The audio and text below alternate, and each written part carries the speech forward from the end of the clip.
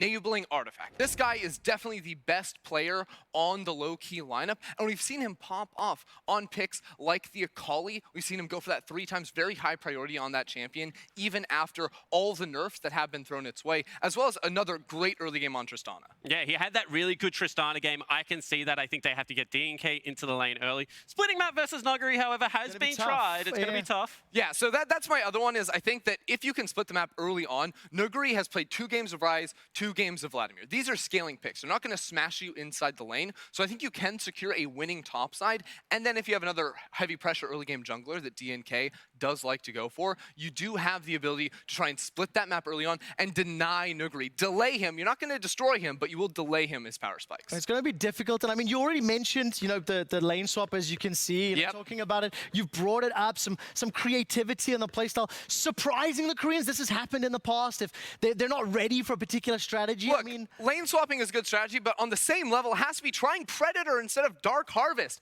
On Gragas jungle, Predator is just objectively the stronger rune, guys. There's only a couple of different win rate, however, and, you know, we do say play your own style. A couple percent of win rate is a big deal, Spawn. Potentially. Come on. I mean, it's insane. You have to, I mean, here's some other options, right? Start with the Predator, then trick Canyon into picking Echo. It's a bad champion. It's 0-4 already. Trick him into doing it. He'll do it, and then trick them into leaving Pantheon open. Just get him somehow. I don't care how it happens. If that doesn't work, just challenge him to a TFT best of 5 or get Kleptomancy reworked. You've got a lot of options here, guys. Reworked. Get it reworked right before the show. If that doesn't happen, unplug their monitors. Maybe just join. I don't think that's allowed. You unplug their monitors and note from production, Ender, please stop. Wait, what? Bribe the script driver. You can flame them in all chat. That's going to bring out the pro view memes. It's going to be a whole lot of fun. Enable emotes on your accounts. Just dab on the haters, guys. That was terrible. Ender, serious, please stop. Just solo kill top lane. He's actually just solo kill jungle. Just solo kill mid. Just solo kill bot lane. Kill every dragon. Kill every baron. Ender weird champ. Destroy their nexus. Just don't lose. Why are you going away? Don't lose. Just kill all their bases. Spawn, you get out of here. Kill the base, and then you can't lose. It just won't happen. Can production? Can we kill it? Yep. Let's get his mic off. That's the challenge that lays ahead for Low Key Esports. That's it. Right. Let's head over to Jatless to take us into game.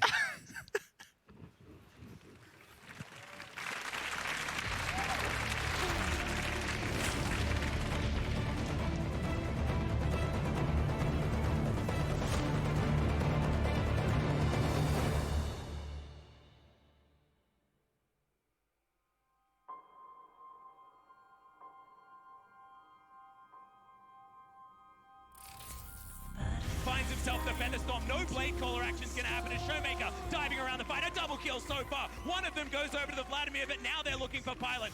저희가 이제 킹존을 마지막에 다전제로 꺾어온 만큼 이제 다전제 들어가면서 충분히 저희의 강력한 모습 보여드릴 수 있을 것 같아요. And another Realm Warp to get them to the fountain. Damwon go undefeated in the play-ins group stage. 아무래도 아직 단 한 번도 지지 않았고 또 경기력이 아직 완전히 100% 보여주진 않았지만 그래도 LCK에서 보여주던 경기력이 조금씩 나오고 있는 것 같아서 가장 센 팀으로 얘기되고 있는 것 같아요. Did not get anything else done.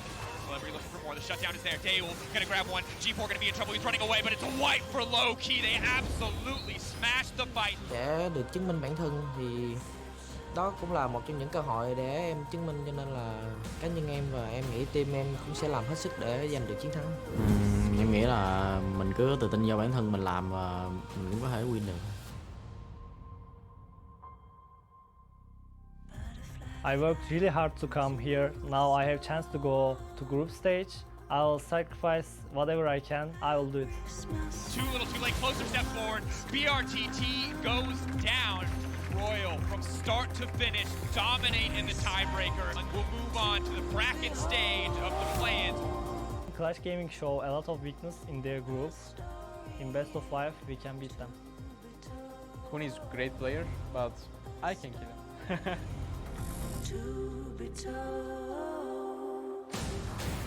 Inax jumped on the backline by Huni. Found the backline. The Unicorns of Love, they were all low. Gets one. He's looking for more. That's 2 for him. This could be an easy triple for Huni. Are we gonna shut down me? No, we can't. I think we're strong enough to be in part of the group. I'm really hungry to be same group as a Fnatic or SKT, RNG, and I'd like to face them. Clutch's story is not going to end in plans. The charm coming out, the quickness is enough, and Mammoth are falling to pieces. A double for Cody, he's going in. He wants the Penta, but it's stolen away from him. I'm insanely confident. 저희가 LCK 처음 올라온 팀인데도 불구하고 이렇게 롤드컵을 바로 왔다는 자체가 일단 최초로 알고 있거든요. 재밌는 경기 보실 수 있을 거예요. Playing group stages, we went 3-2. In a best of 5, you have to lose 3 games to go home. So no one beats Clutch 3 times in a row.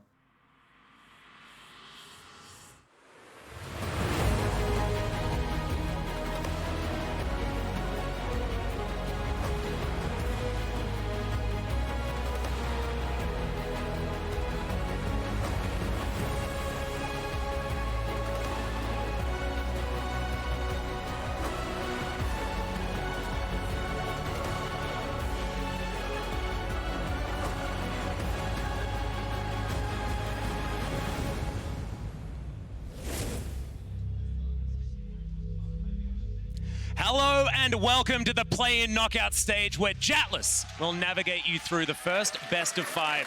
Damwon versus Low-Key Esports.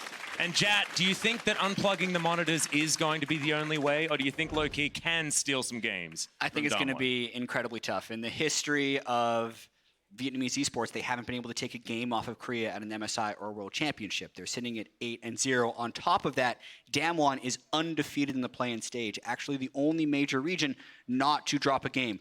But with all that being said, there is a reason you play these games. Upsets have happened in the past, and it is definitely a possibility. Yeah, and the last time the VCS took on Korea was actually Rift Rivals this year, and very different teams are now coming into to Worlds. And honestly, I mean, Low-Key Esports, they haven't been here before, right? So if there's someone that can upset, then maybe it's going to be this squad. And they haven't faced a Korean team just yet, and there could be a chance for an upset. But look, I'm very frightened for Low-Key fans, and I think that Damwon will probably be coming into this best of 5 series with a little bit more behind them as well. Because after seeing some slow starts in their group stage matches, I think that now is a time that they really want to be able to shore up their playstyle, moving towards the group stage, which is where the challenge really begins. Yeah, and Damwon has already stated they feel like play-in has helped them at the World Championship. They have looked like they've warmed up in every subsequent game, as we see a big yawn right on the stage. This is the first game of the day, of course.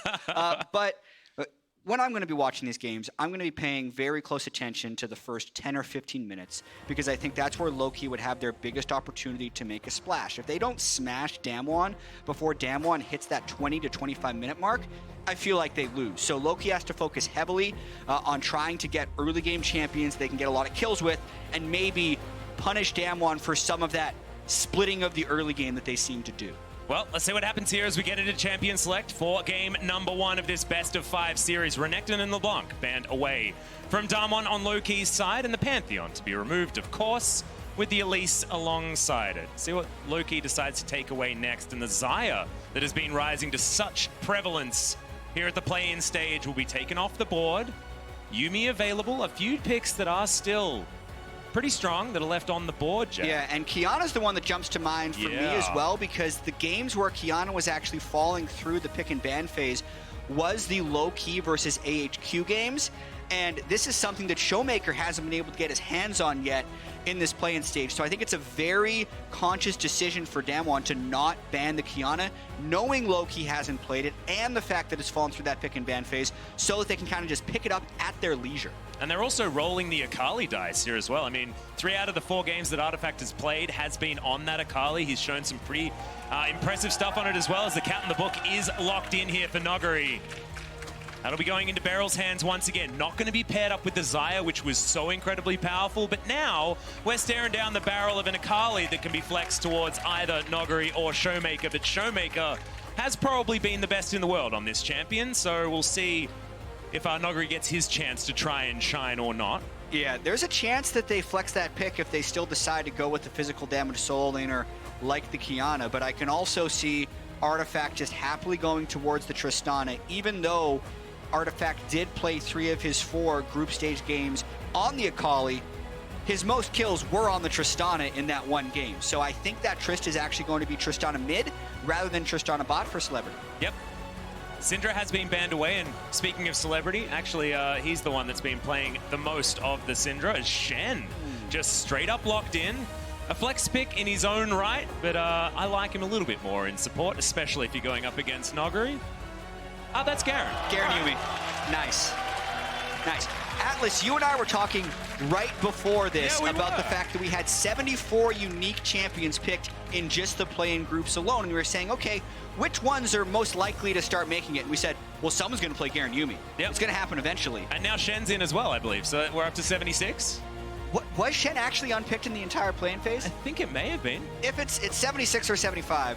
I can actually, and a Vayne ban, that was also not picked or banned. Hey, so we're just racking up the unique picks in this. Well, Damwon desperate for a little bit of range, if that is going to be the Garen Yumi on the bottom side of the map. We'll see where we make up for it, as our Showmaker could, of course, go for something in the mid lane if he wants to, and Noguri has a plethora of different options, as Caitlyn being banned away also. What's going to augment this Olaf ban on Low-Key's side is the next question. Looks like they're targeting Canyon, and they're going to continue down that route, as the Lee Sin is off the board. Still plenty in his wheelhouse, though, and I just want to see Karthus. I just want to see Karthus locked in. Canyon is so good at Karthus. You know, I've been a bit outspoken against Canyon and his impact in this team, but when he plays Karthus, he is the hard carry. His Skittles are targeted. And Kiana is going to be the next lock-in here, so could be Showmakers, could be Canyons here as well. They can flex those picks up towards the top or the bot lane. If the Shen ends up going top lane and it's not a Shen support, I would actually expect the Akali to go top and the Kiana to go mid. I think Kiana can beat the Shen in lane, but I think Akali would just be much, much better. Well, we'll see where they do decide to go, as that looks like a Twisted Fate. Bring on the globals. Yeah, we're ticking down, and Shiel showed us that the Twisted Fate works extraordinarily well to get these early to mid-game compositions rolling. It could be a great way to attack this Damwon Gaming squad if they can get around this map. Ooh. And Ornn being considered. Damn, how many unique picks do we need? This was another one we were going over, Jad. Yeah, I would like to officially update the unique picks ticker. Yeah. Like 79? Stat request, Jad for stats, please. I don't know exactly, but they will tell me soon. Oh, man. I can help you out here if you would like. You can't draw circles until you're in the game. Oh, damn it. Yeah. Sorry. I should have allowed you to do the circles. Is Vladimir going to be picked up last pick? Hold on a hot second. I've been talking about Kiana in the solo lane. Yeah. It's in the jungle, of course. Yeah. Yeah. I mentioned that earlier, so it's okay, Jad. I got you back. We're totally fine. To what you say more. I mean, we're not listening to me worked out with Papa Smithy for quite a few years, so I think we're going to be okay. As Noguri is the only champion that has ranged auto attacks other than the cat that wants to sit inside other champions for most of the time. So Damwon going to be playing very up close and personal League of Legends, whereas Low-Key have set themselves up a really nice front-to-back, pretty comfortable team composition. Yeah, I mean, just looking at really both of these team compositions does speak fairly to how the teams want to play. I'm just going to ignore the Garen Yumi for now and just talk about the other 8 champions, because Low-Key actually said before the tournament, the way they play League of Legends is different than most teams, where they actually just prioritize kills on the enemy team, and then they just win because they're stronger, rather than trying to play this split push or objective-focused game. And I think Damwon is a team who probably does more split push than anyone else. So I think it's very deliberate by Low-Key Esports to pick so many globals, so much hard engage, because if they ever see a 5v3 or even a 5v4 opportunity, Low-Key kind of has to be forced into action, and they're trying to get as many tools as possible to do so. Well, I like that they do have some late game insurance as well, with how easy their composition is to sort of execute in that later stage of the game. And I think ease of execution is very good in early games and best of fives, because if you get to just sort of sit back, play your laning phase right, understanding that your late game is pretty easy to navigate through, can certainly help out with those nerves. But speaking of which, let's get into game number 1, Damwon versus Low-Key Esports.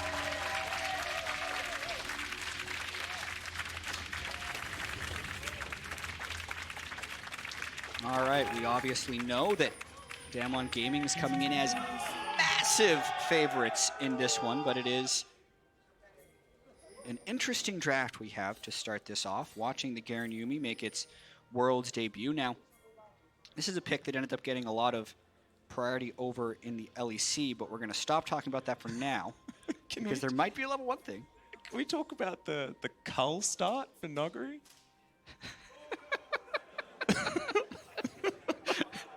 Has he done that in the Nope. LEC? No, this is a first. So we know that the guy, he likes his investments, right? He plays Nomad's Medallion Vlad with Kleptomancy. Now he's got Klepto Vlad Cull start. That's that's a new one. Yeah. Well, I feel like we might see level 1, so we'll get into that in a bit. Here we Yeah, well, immediately the pull has to be taken, and Noguri's straight down to it, and the flash is just going to be ignored. Venus now going to be without that one for the next little while, but it looks like Loki Esports are going to be able to steal away the red buff to start this one off. Okay, I would love to see a pro view replay of Noguri in that moment. Did he skill up and then pull immediately? Because it felt like the Shen came from Fog and immediately taunt flashed. If he actually leveled that W up to pool, I'd be extremely impressed. And now he's pretty happy to he have still has the pool. Don't go up to taunt him. But we are also seeing the low-key lane swap, yes, by the way. This is something they had done in the VCS. You want to catch people off guard for it, and who better to do it against than Yuumi, who is a very poor early game roamer. So they're trying to punish the very greedy Vladimir start, and they also got into take pool. So let's see how practiced Damwon is in responding to this stuff. The reason you don't see lane swaps anymore is because of the early fortification on the bottom turrets. These plates are actually much easier to take in the early game than the top lane plates, but Damwon also doesn't have an AD carry to do so, so I want to see how this plays out. Might be easier for Garen to do turret damage, though, if there's only one opponent, and especially if it is an Ornn that's trying to struggle through a 1v2 scenario. DNK continues on the enemy side of the map, taking the Krugs here, as Celebrity and Venus are pushing towards this turret. I like that you mention it, because they do have the Demolish as Noguri. I mean, he's going to be late on the pull this time around, but he wants to try and at least get out some sort of kill, but that's 2 turret shots taken by DNK. Celebrity even takes a cheeky one as Noguri's just waiting for that pull to come back up. Well, he Great gets flash out of the way of the rocket jump, and Celebrity somehow navigates it. So first blood going over to Loki Esports, but that was a tough one. And Noguri got so many summoner spells and so much health bar off of Loki, he can just teleport back without losing that much experience. So yes, the first blood does go down on Tristana, but I don't actually feel like Noguri loses that much. Normally, in the 1v3 turret dive situation, Noguri shouldn't even be there. You should not be sticking around 1v3 for those early game dives, but he thought he'd be able to outplay it hard enough to make it worth it, and arguably, he kind of did. Yeah, I mean, who's further behind? Hani or Noguri at the moment, and it does look like 1 CS is going to be the difference makers. Let's have a look at it. Holds onto the pool this time for a little bit longer. Yeah, so he's also, while trying to stay alive, trying to get as much damage down as possible. Notice how he waits on his empowered Q until it's just about to wear out. But ultimately, they do have the Ignite. They know his pool is down. He did actually flash the rocket jump and dodge the body slam from DNK, but that just kind of goes to show the number of things that have to go wrong in an early game turret dive to not get a kill. Certainly a lot he needed to be thinking about there, as we've got some 2-man jungling coming down once again. Looks like the Shen and Gragas best friends crew moving back towards the top side. As if at first you succeed, I guess you should even more try again, right? Yeah, absolutely. And actually, just looking at the way this early game is going compared to how you'd think it would go in a standard game, like so far things haven't been a disaster for Loki. The question will be whether or not the Ornn can live through this 3-man attempt. Well, Nuclear looking for this one as the slow, thankfully, down to 20%, says Hani. He gets back towards his inner turret. And I really like this lane swap scenario for Loki, because if you have a look at where their damage comes from, it doesn't come from Hani. Yeah. In any game. I mean, this guy averages 17% for his team. Yeah, and so that's on champions like Gangplank, Kled, Camille. High utility champions. They don't do very much damage, not these ones. No. Well, not in Hani's hands anyway. It's mostly the 31% damage share that good old Artifact has that allows them to get over the line in their victories. So may as well just put him under the bus and see whether they can put Noguri behind. And he's down bottom side, and they're eating through all of these plates. DNK walks over a ward. It looks like the back away is coming in here as Hani gets finally a few extra farm, but Noguri moving down does mean that he misses out on a lot here. Yeah. Really, though, this is an early game win for Loki, because Damwon has definitely been really slow in their response to this. basically, if a team is just going to send people top lane into your fortified turrets, you just send the same number of people bot lane and kill the turret faster. Like, that's the way you do it. However, because the Garen Yuumi haven't been good at killing turrets, and because of the Tristana on the other side, not only did low-key get the first blood, they also got as many plates as possible. So in many ways, Damwon is failing in the way they respond to this lane swap. Hasn't worked out so far, but they haven't taken the outer turret on the top side of the map. That bottom outer is very, very low, with that one plate still remaining. DNK gonna head back home, does already have his keystone activated, as we were having this conversation earlier, Ender, part of his rant at the very beginning where a lot of the real stuff was happening. Yeah. He did mention the Dark Harvest versus the Predator. We do have a Predator on the Gragas this time out. Yeah, they actually did like half the stuff. They Yeah. were suggesting take Predator instead of Dark Harvest, lane swap Someone on check them. the monitors. Yeah. Tricked them into Pantheon. That one didn't work out. That's another pull very early there from Nagari as the flash comes in. The taunt's good, and he's just dead once again. Celebrity locks down the kill comfortably. Venus has been all over this map, and it's to the detriment of Nagari almost every time. Yeah, and Celebrity's going to end up getting very fed off this. Not only has he been able to pick up 2 kills, he's getting the majority of these turret plates, and now that they've actually swapped back, this is actually exactly where Damwon wouldn't want to be swapped in the top lane. They would want to be in the 2v2 in the bottom, because now they're just going to be giving free turret plate gold to Tristana. Yep, now they don't have the teleport available either, as Hani's up here on the top side of the map feeling very comfortable. Nagari's just going to run as fast as he can back towards this lane, but you can see the explosive charge working out very well here for Celebrity. He might be able to even grab the next plate from this turret also. Showmaker has been very quiet from the mid lane, did make a 1 roam earlier on in this game, but otherwise not to be able to find too much there, and Nagari already getting a bit chunked underneath this turret. Celebrity happy in this 1v1. Yeah, and the more we see this, the more it seems like Damwon is clearly caught completely by surprise by this lane swap by low-key. Yeah? Hey, the call start does tell you that Nagari was just hoping to lane against a hapless Spellbook Ornn. Yep. Right? That he's just going to be able to farm for gold, easily complete his cull, but instead he started himself with less base health than he could if he would have done basically any other item. Yep. So yeah, he's feeling the brunt of it right now. Lowest gold in the game. That is something we haven't seen yet at Worlds 8 minutes into the game. Yeah. It's probably something that we've never seen even in this Look at season of the Celebrity's LCK. gold, 5K on the Tristana. Is this a funnel composition? I mean, if you're able to What it's funnel feeling your like. Trist 9 plates before 8 minutes, yeah. Yeah, it's what it feels like. It's the new age funnel. Just Like lane it a swap lot. and hope the other team has Garen Yuumi and they don't match. It's easy. Yeah, easy. I mean, I think this was on Ender's list. It was just somewhere after please stop, please stop. Something like that. But this is only the early game, guys. 2,000 gold is what Loki Esports have been able to draw out of Damwon, and they are still going to have the inside track onto this Infernal Drake, which is going to spell even more bad news if this game goes any longer than past the mid game. That's where Loki play for. They like playing for the kills. Yeah. But so far, so good for Loki Esports. And whether they can find these mid-game fights is going to be the question mark here, because they're moving Celebrity all the way around this map, and he's a one-man demolition crew. Yeah, I mean, Loki doesn't have strong mid and late game macro, but if you script out a lane swap early game, you can still do it very well. And the fact that no one does this anymore does mean you can catch people by surprise with it, and that's what we're seeing happening. But it does bring up that overall question we're going to have throughout this whole series of how much do we really care about the early game? Yeah, right? well. And I think this game is going to be something that tells us here. VCS 0-8 all-time against the LCK. Damwon actually not that great at the first 10 minutes of the game, but then dominate you between 20 and 30 minutes. How much of a hole can they actually be in to have it not matter? Because a 3,500 goldie to 10 minutes is really big by Worlds game standards. But is it big by Damwon game standards is the question.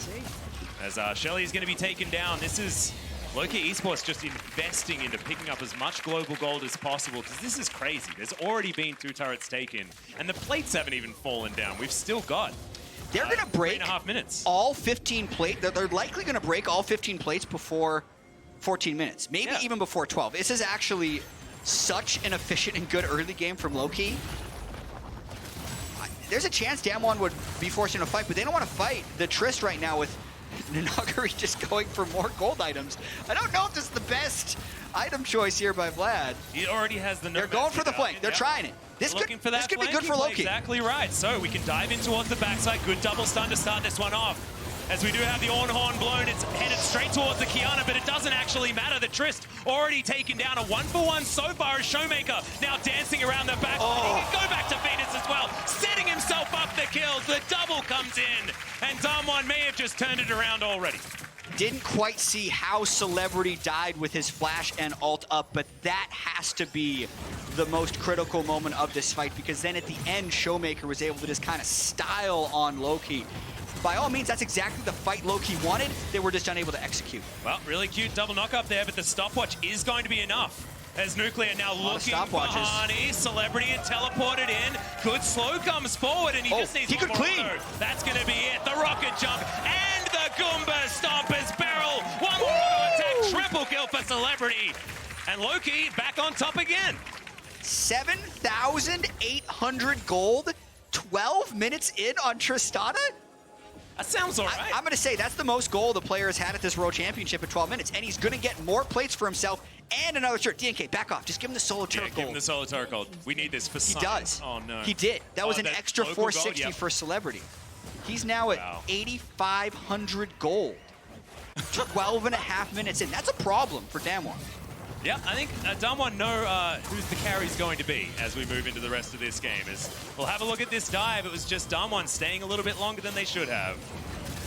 Yeah, Nuclear gets taken very low. Showmaker was still kind of sticking around in that 20% slow instead of a higher percentage slow, and the fact that it was a low health Yuumi inside a low health Akali just allows the Trist to go to town. Yep.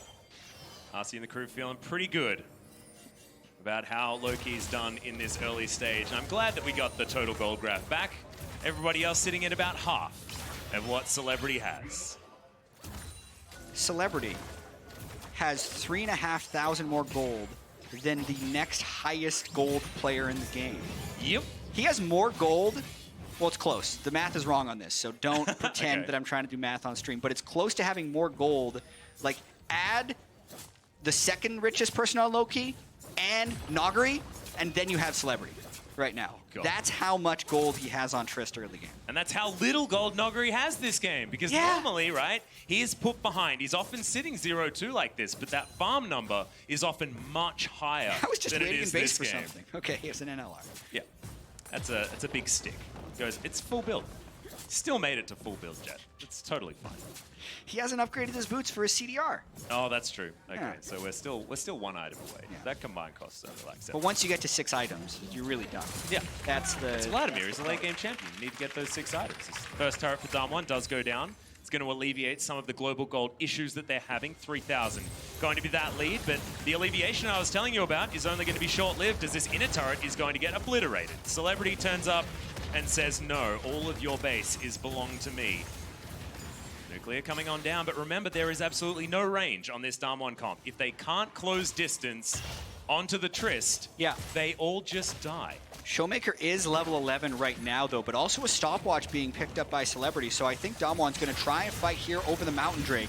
Teleport to come in here, flanking positions from Loki is the Buster Shot already used. Mountain Drake does get taken here for Loki's side, but can actually win the fight. Supreme display of talent comes down. The Hemoblade is pretty decent as well as Canyon off to the side. The Garen spinning, but is he winning is the real question as Hani is so incredibly tanky in the front line, and Canyon jumps forward and dies as an afterthought. Celebrity's so big, another round of resets, a triple kill for the Trist, and Loki may have just set themselves up for game 1. And Max, this is why we play the games.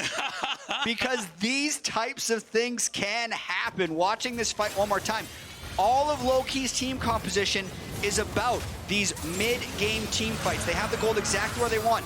And their strategy, they use the TF ult right at the start so that Akali and Kiana can't go invisible during the duration of the fight. So they actually burst out the Akali as quickly as possible. The Shroud is useless with the TF ultimate thanks to the fairly recent changes. And then Celebrity does use that stopwatch to buy enough time that he can jump in at the end to clean up kills yet again. So if this were 20 minutes, they would have gone straight to Baron. It's just not. It's not. He It's has only the 50. 20-minute items. Baron isn't going to be here for another 4 minutes, Jay. You got to slow down. Definitely got to slow down. 6,000 gold is the lead. Celebrity has enough gold that he can go back to base and full buy a Phantom Dancer. Yeah. So that's a Perfectly as well. 16-minute, 11,000 gold Trist. Cannot emphasize, he has double the gold of his top laner. Yeah. He's got a 5,000 gold lead over Nuclear. This is a team effort. It's not just like, wow, Celebrity is amazing. No, it's the fact that he got every turret plate. It's a funnel comp. All of the solo gold. It's just straight up a funnel comp. And then the fact that Damwon did the Garen Yuumi straight into it, which is like, I feel like lane swapping's dream. That the other team can't have a good sieger early on in the game to punish the bottom lane. And then add that to the fact that we have Vladimir in the early game. Breedmaster Nagari picking Cull, Vladimir, Klepto, and then trying to outplay a 1v3 turret dive. Like, yeah, Ebenezer Scrooge on the top side of the map. Yep. He's certainly trying to make as much money as possible, but he's not being able to do it this time at around. least He's his still Cull will winning complete in farm. 10 more CS. That's true. I mean, it's really paying off. Maybe that's the turnaround. The thing is, it might be. Yeah, it still I said might it be. And I was like, oh, damn, have I just jinxed Loki Esports? Well, they're still making moves. They're now towards the top side of the map looking for even more of this global gold, and they have a Mountain Drake, Chad. They have more ability to destroy these neutral objectives as Nuclear coming in looking for a potential flanking play as DNK going to get slowed down. Teleport immediately from Nogari to try and get towards this top side. The final chapter is red and it's getting a few snares as well as a supreme display of talent comes in. 5-point strike to get that first kill onto the Gragas. Celebrity's now alive Nuclear though. has to run away. Nogari going to turn up, but they are just going to try and get out of there. The Twisted Fate is dead and the back is being channeled. It's Celebrity's turn to go down. The pool is in. Goodbye, Tristana and Chat. You did it. The biggest jinx so far of the play-in stage. As Damwon win a pretty comfortable team fight. We said it might be. I mean, the Cull still hasn't proc, so the power spike's not there yet. He hasn't you cashed said in. we. I didn't say anything like that. Yeah. No. This is all on you. This jinxing is all on you, Jad. And unfortunately, very poorly played team fight by Low-Key. Ornn is not there, and Gragas ultimate is down, so they have the inability to have a strong disengage, and that just allows Nuclear to flash in, chain roots, they get a double stun, thanks to the Kiana, and then it's really just about getting as much damage down onto Celebrity as possible, and Artifact really way over-aggressive on that turn. It is a 5v3 at that point, which just emboldens the rest of Damwon to go through. And then, of all people the shutdown could go to. Yeah. And I actually thought that Venus was like channeling a back, which would have been great, but instead that was the Stand United, which got himself killed whilst standing on top of Celebrity. So, look, that was misexecution. It's okay. Loki still have a gold advantage. They still have a huge turret advantage as they've taken out the entire 2 outer rings.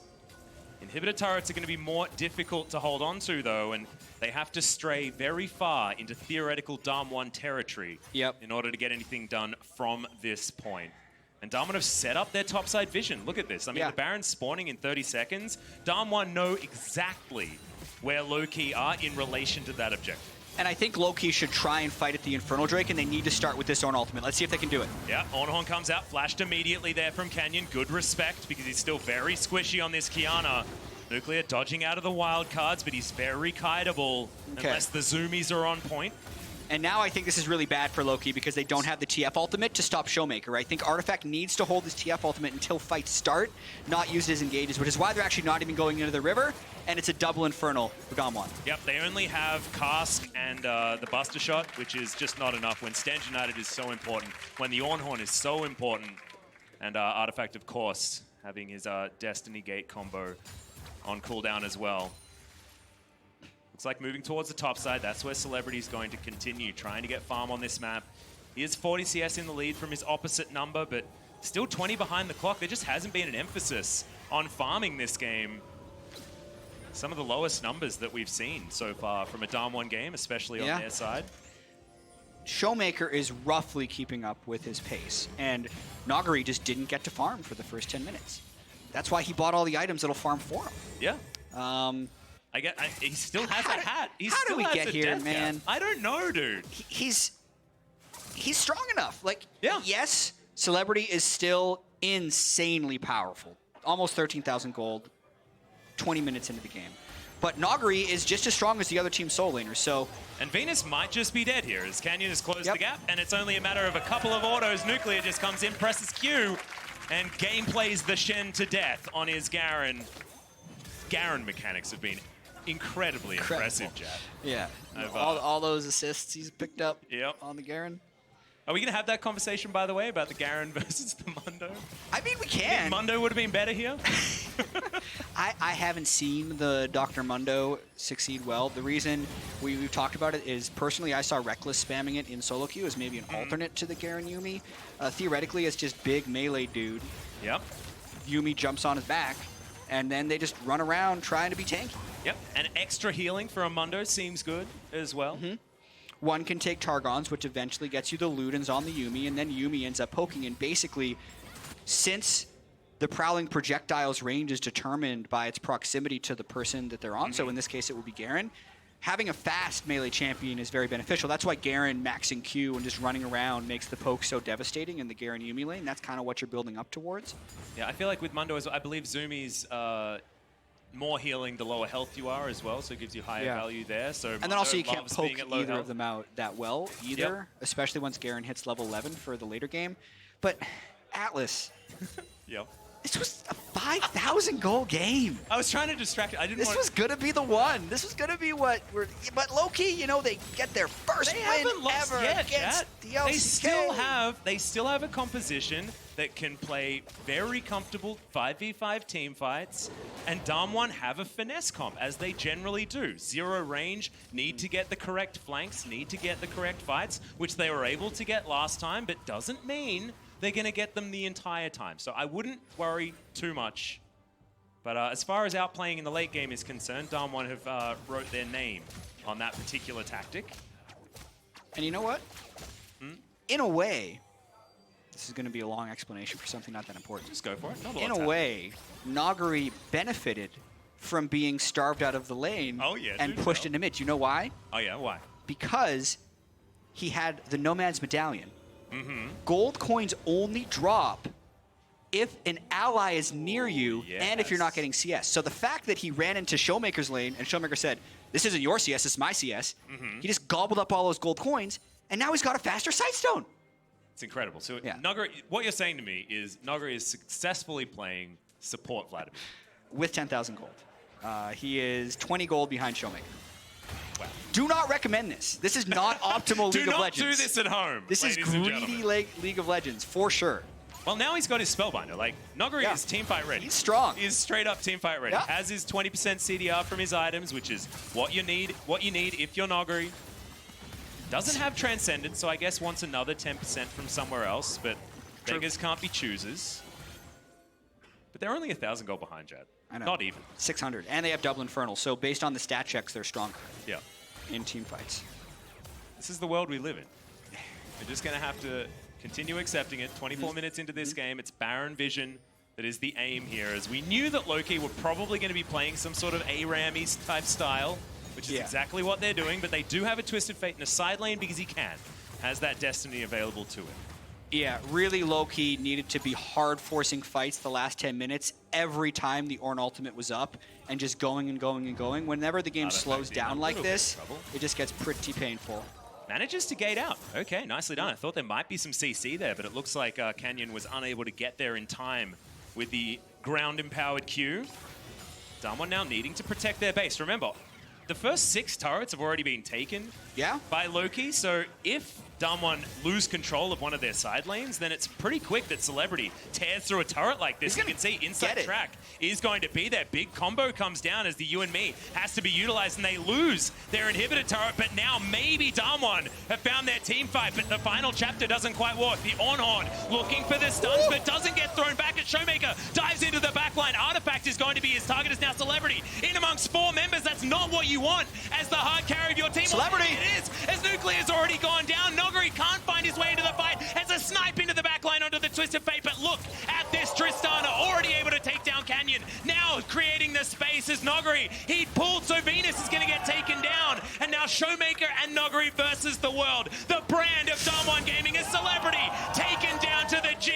And unfortunately, if you go up against these two, you are asking for trouble. And it's a Noguri triple kill to get the ace. Oh my goodness, low-key feels like they are so close to breaking this game open. They even had the upgraded Infinity Edge. Yeah, they had the on Mega Celebrity. Edge. And because of the turrets and Trist, 1-1 team fight could have actually just won the game. So the margins that Damwon is playing with here are so incredibly thin. But to watch this fight, Gragas gets nothing done. Canyon makes sure of that. And then the rest of the fight is really just about watching Celebrity and whether or not he can get his damage off, and seeing also how Showmaker and Noguri avoid the Trist damage unless they have cooldowns available. So yes, Celebrity is incredibly strong, and he's able to crit Canyon to death right there, but now in this 3v3, it's the pool. Showmaker's sitting back.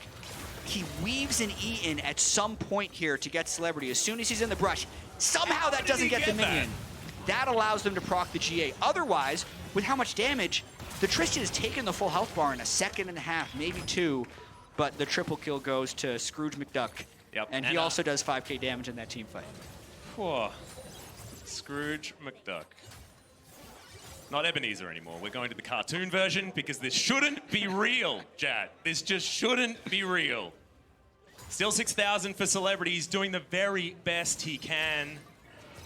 Just doesn't seem to be enough, especially when the rest of his team is so anemic. He's taken every resource on this map, and he did play that last team fight relatively well. I liked how aggressively he jumped in. I liked that he was turning for the opportunistic targets.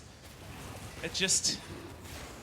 that feeling of inevitability is coming back, and I feel like Damwon are actually doing this on purpose. Like, they're challenging themselves. They're like, how far behind can we be before we win? What if we just didn't lane swap thing at all? What if we just didn't play the first 15 minutes of the game? The thing is, I actually do feel like they were completely surprised. They would have been they would have been actually lackadaisical in their prep, because us casters were expecting low-key to lane swap at some point. And Damwon probably said, well, let's just see. It'll be fine. And I'm sure if they would have lost to it, that they would have had something ready for it in the next game, which we'll probably see in the rest of the series. But it's not looking like they're even going to lose to it, as they've pulled from 5,000 gold behind to now 2,500 gold up with a progressively larger Vladimir. There's something beautifully ironic about a Korean team being surprised by a lane swap. There's a real beauty there, isn't there? That is... It all comes full circle, Jat, as we've got a defense of this outer turret that's successful from Loki. These players are so young. Yeah. They just, like, heard tales of lane swaps while they're in, like, grade school. And Noguri's like, what? A lane swap? What a terrible meta. I can't style on people 1v1? I would quit the game instantly. He wouldn't be a top laner. No, he wouldn't. No, there's no way. He would be a mid laner, definitely. And he already is in one of their games so far, as that's a decent stun onto Honey, but gets to the safety of his outer turret. Relative safety, I might add. Yeah, 2016 Summer Split is when lane swapping All went of the away. Forge Guard looking for Canyon. He is the squishy option, but unable to get there in time and goes invisible. Picking up some of that grass, which is very handy to have in your back pocket. As Beryl looks to be a little bit bored, just you and meing around his team. Is that a bird? Hasn't built in the Medjais yet, but it's because he rushed the Ludens. At this point, they're just poking. This is what you try and do with the Garen Yuumi as much as possible, and then you force Loki to try and engage into Yuumi's great counter-engage. X-Flash not going to go in. And you can see Damwon are also just playing around the fact that they prepared their side lanes and Loki didn't. Yeah. So they get themselves the bottom outer turret. They just have better control of this map. And it's when you can read the living map of League of Legends a little bit better than your opponent in these sort of stages that you see sort of skill gaps like this when it comes to getting through these late games. And it's why Damwon have looked so much stronger, is because in these moments, they know what they need to do and they play through it with much more aplomb than a lot of these other teams that can be a little bit indecisive. Looking at you, Mega. And I mean, low-key to get here. That's 1-1 with Mega, 1-1 with HKA, but now with the Mountain Drake and Trist, they can get this. Will Showmaker catch any? He doesn't even catch a champion with that sweeper. Yeah, is Canyon actually going to get one? He has two control Oh, no, wards. he just takes some water out of the pit. He doesn't know that something. There was some Baron blood in there, but he didn't notice, and the Baron is just snuck. 2 members, and that's all they need. Damwon, they were right there. That's why you can never trust the Rift Scuttler. He'll lie to you. Mm-hmm. He'll lie to you. Yep. You may think, well, there was a very brief moment in time where it did show the whole river. But ever since that was fixed, it does not show the whole river, so you can sneak past the edges of it. And stuff like that, Max, makes this series so hard to make statements about. I know. Because in a lot of ways, Damwon have looked bad, weak, vulnerable. The early games, not dealing with lane swaps well, actually just fighting the full mid-game team fight composition, 5v5 when they're strong. They're things you shouldn't do. They're fundamentals, they're steps that Damwon is skipping, like keeping vision on the Baron pit and actually even having like a single blue trinket to use, considering they've all gone sweeper for some reason. There's just things you don't see normally. Like a support doing the most damage in the game. That's a little more likely for That's Garen true. Yuumi. I mean, that's sure, Garen Yuumi. Because he's the Ludens, but you're a little bit funneling more gold into. Yeah, they've gone 5 sweeper. It's because they have double sightstone. So they're saying that, hey, we have enough wards, we don't need extra trinket wards. Wait, has Noguri actually finished the quest? Oh yeah, he finished it at 22 minutes. All right, because he got all those gold coins. Yeah. From being just doesn't have any wards right now, so it was confusing me. He might actually sell his sightstone now that he's seemingly max items. But he's coming for the TP flank. Looking for the team fight as Canyon is off to the side as well. Noguri gets in. He's got the Home Guard enchantment. And there's the Hemo Plague right in there. So much damage, but the exhaust comes in very, very late, and they haven't gone down just yet. The GA is now popped as DNK off to the backside as Showmaker is going to punish him. The fadeaway jump shot on the barrel, but it's straight into the death chamber as now Nuclear gets buster shotted out of there. But how much disengage is remaining? Looks like the answer is enough. It will buy time, though, for Damwon to get this third Infernal Drake. Wow. Bloodthirster being on Celebrity, though, is pretty beneficial for these longer fights in stopping him from being burst out by a full Vlad combo if he's able to get that overshield up. Yeah, and 6 items when you have the Ornn upgrades as well feels a whole lot better. So that Molten Edge is now going to be helping, given the fact that it's all about sort of item slot efficiency when you're getting into very late game or very bed 80 carry territory. Yeah, just see a standard TP flank, and really Vladimir flanking at this stage in the game just buys time, because you must deal with him. So he burns a Shental, Ornn is just kind of sitting around, he gets a late exhaust. All the while, the rest of Damwon is just kind of playing the rest of the fight, and finally Showmaker finds someone who's isolated. Great job flashing under the cask. Yeah, use it as a gap close, I like it. Right. As we come back to live, we've got Canyon diving in onto Venus. Supreme display of talent, locks up Artifact for a little while longer as Nuclear is going to come in. Canyon goes into stealth for a moment as now Noguri's going to find DNK. He's body slamming, trying to get out of there. Meanwhile, 4 versus 2 underneath this inhibitor turret is now taking damage with 2 siege minions. And the Baron just wears off. As they're not going to be able to defend for long enough. They haven't lost an inhibitor just yet of Damwon Gaming, but they've lost 8 turrets so far. They're ahead by 3,000 gold, but it looks like this low-key team just don't even know because they're still playing on the front foot. It's been a wacky game, Atlas. Celebrity still has the ability to win the game if he's able to have a great team fight, but this Yuumi poke is definitely pushing low-key back. And they are respecting Noguri so much as well, and you can understand exactly why, especially they're standing 5 members on top of one another. That is the juiciest Hemo Plague that you have ever seen. Damwon do push out of their base. They have survived the Baron buff, and they haven't lost an inhibitor yet. But there's only so many more turrets that you can give up now, Jad. They have 3 left. Yep. And if you lose those, the game becomes pretty hard to hold on to. Especially against a ADTF who can just jump in your base and kill them at any moment. Now the question will be, does Loki actually try and do this weird split push where TF snipes inhibitor turrets and they try and make the game really crazy? Or do they just 5v5 team fight and go for champion kills like they're used to doing? And I still think that that's probably what they should be trying to do, but I really want to see Artifact use the TF ult in the middle of a team fight and have them focus down Showmaker and Canyon, the 2 champions that just zip in and out of invisibility in these fights where TF can completely counter them. That's what I feel like low-key needs to try and find a way to do. Canyon going to throw out that Q. Looking for more as Dustblade pops, clears out some vision.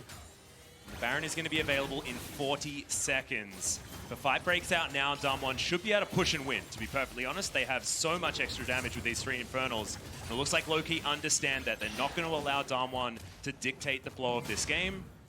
He's going to keep trading some minion waves in this mid lane. Lane's completely even off to the side lanes, but I'd like to see low-key try and get some pressure from there because they do have Artifact, Teleport, and the Destiny available. And of course, Celebrity has his TP available as well. Hani with the Spellbook also able to maneuver back to his TP pretty easily. Just poking on the top side. Yeah, exactly. It's all sort of low going down.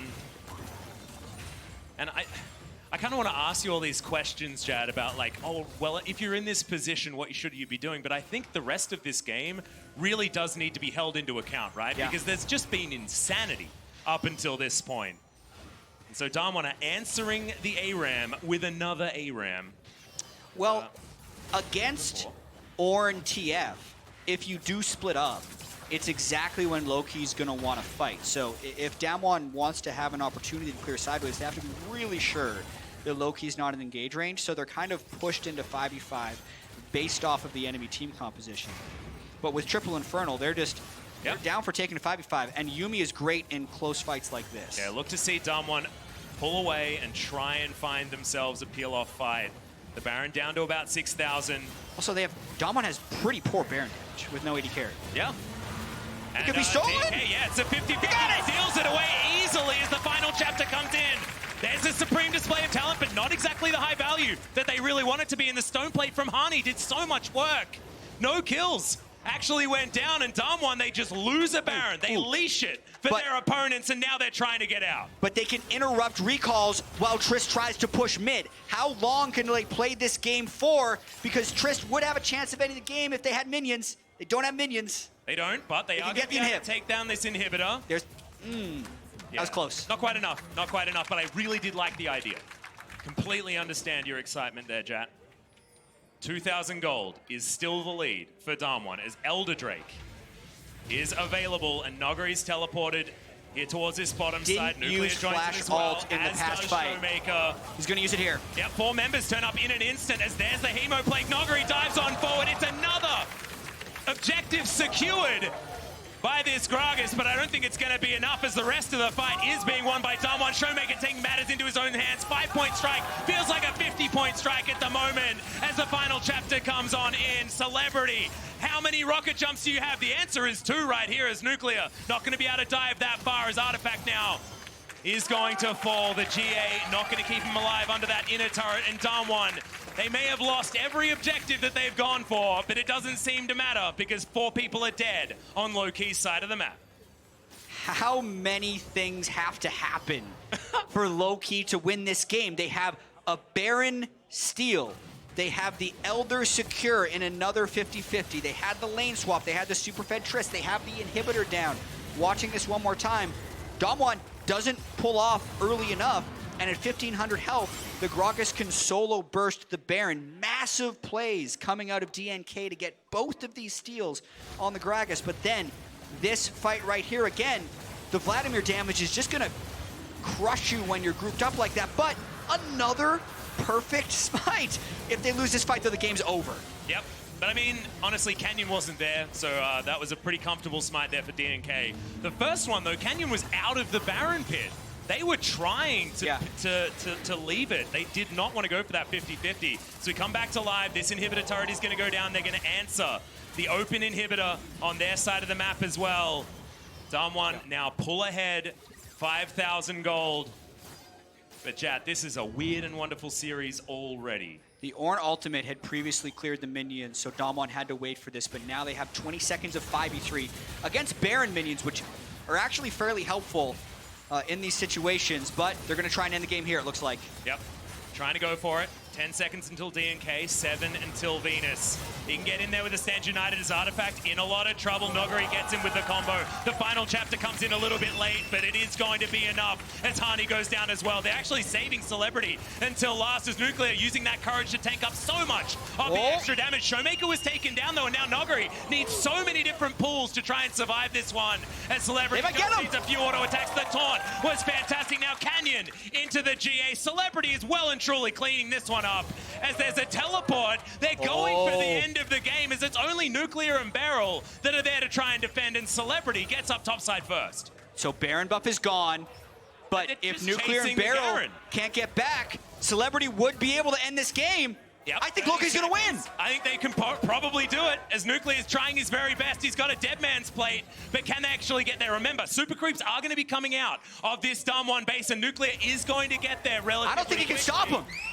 It's going to be close. It's going to be close. They're really fast. 2 versus 1 as there's another final chapter. Can Nuclear do it? He needs to buy so much time. And the Buster Shot and Shatter here too. Is doing his best to try and get through. He does go down to his GA, but now DNK has to be dealt with. Beryl is out from the Garen, and they have won the game. Low-key Esports upset Dam-1 in game 1. The VCS take their first win over the LCK in their history here in game 1 of this best of 5. Oh my God. That wasn't what we were expecting. I'm going to be completely honest. That was a little bit surprising. So I was a bit caught for words because I didn't know how to say that wasn't what we were expecting with enough emphasis. Because everything about this game was completely unexpected. It was bonkers. Yeah, Loki going for a lane swap. Loki successfully orchestrating that lane swap. Yep. Dam-1 having literally 0 range apart from a Vladimir on their squad, and I guess a Yuumi if you're going to count her. Losing with 3 Infernal Drakes. Yeah. Losing the Smite and then instantly losing the Elder Drake as well in 4v5 fight situations. This was out of control. Things that I could have told you that you might have believed before this game happened did happen. So I might have told you, hey, Loki is going to do a lane swap team fighting composition. Yep. Dam-1's not going to be ready for it. They're going to fall really far behind early, and Loki's going to win. You'd be like, okay, that could happen. It's unlikely, but it's possible.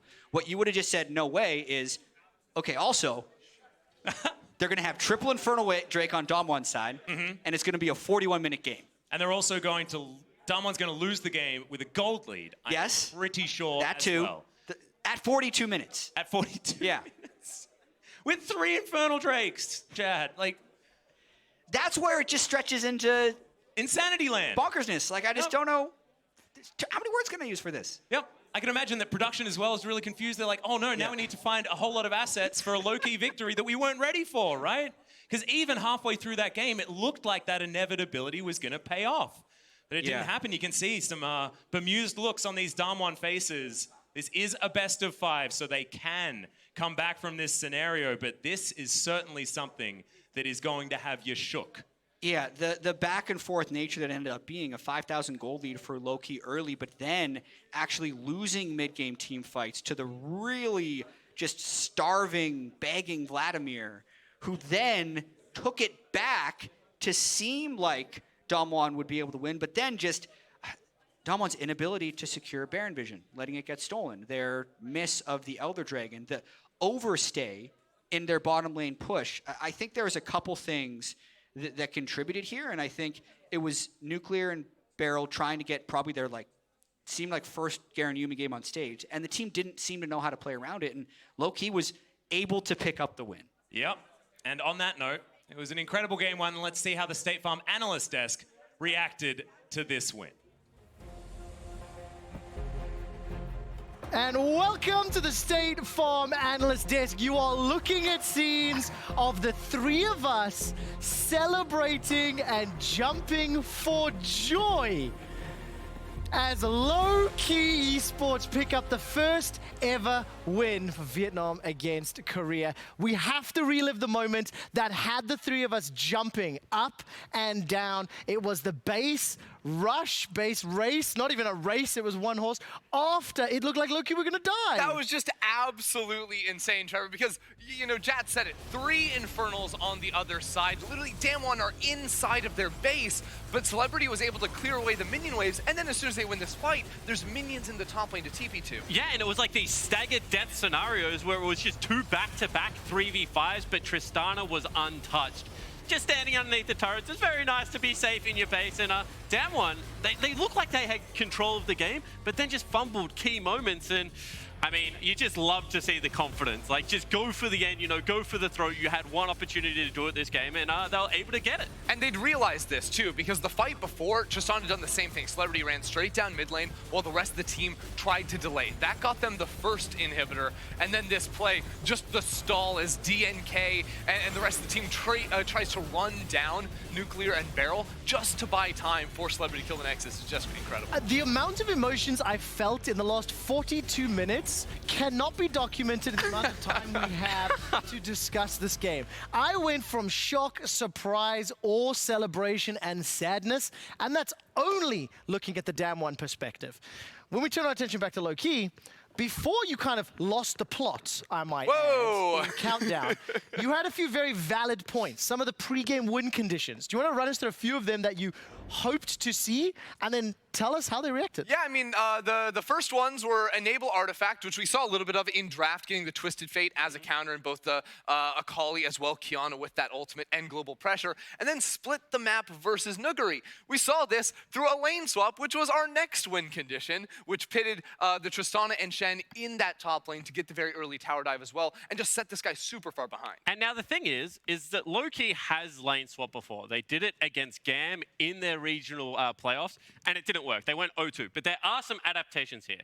They went with the Rumble in domestic play. They went with the Ornn this time around. And I think that was like the smartest thing they did in this game, because Ornn just requires levels, and he is so much harder to turret dive. On the flip side of the coin, you have a Vladimir that, you know, whilst he's slightly difficult to dive, he's also very squishy in a main. Right, and here's the little TLDR on both why to lane swap and how to lane swap. And the first thing you need to do is you need to shut down Nuguri, the top laner on the enemy side. And this is where I thought low-key were maybe a little bit slow, because you have the Shen with taunt at level 1. Tristana can actually skill W. I've seen this a lot when teams do go for lane swaps and try to like get that first cheese kill, burn a flash, and then go for that tower dive early as well, which eventually did happen. But you need those kills because you actually push top lane slower. You're going to get plates much slower than bottom lane because of the fortification. Even though there's Garen Yumi down there, they were slower. Yeah, just before you carry on, can you talk me through the next fight? The reason being we only have a minute and a half. When this dragon fight comes up, you had some very critical thoughts, Spawn, about Damwon. Yeah, and the thing is about Damwon is that we've been so high on them being able to fight when they have item spikes. Now, this is the first fight where they do fight with those spikes. They've just picked up Warrior. They've got level 6.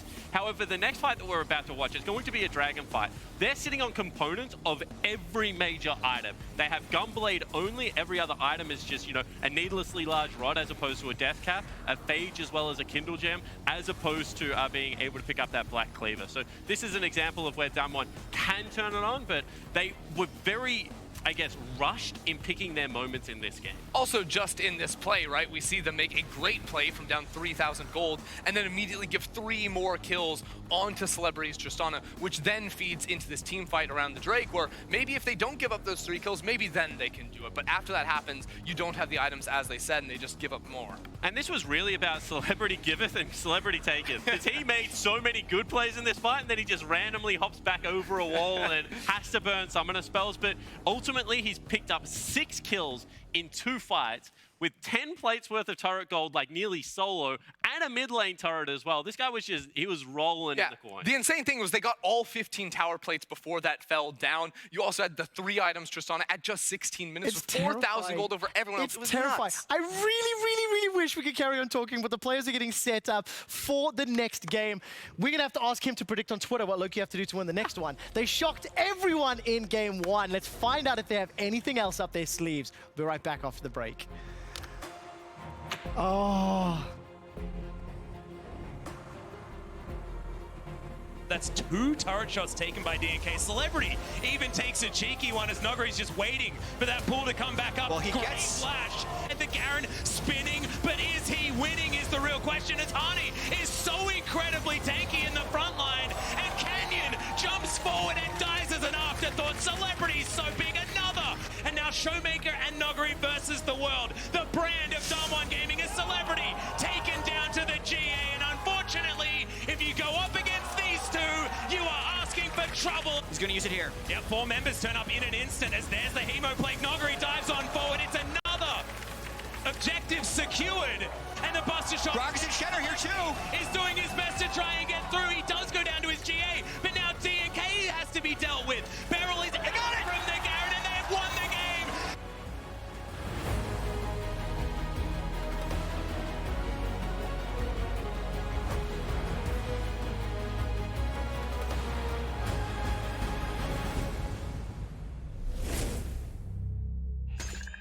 Hercules, I have been expecting you. And I brought you a gift, so you can fight properly. Red Bull. Ooh, how nice of you, but also rather foolish. Mine, no mine, mine, no mine. Mine. Red Bull gives you wings.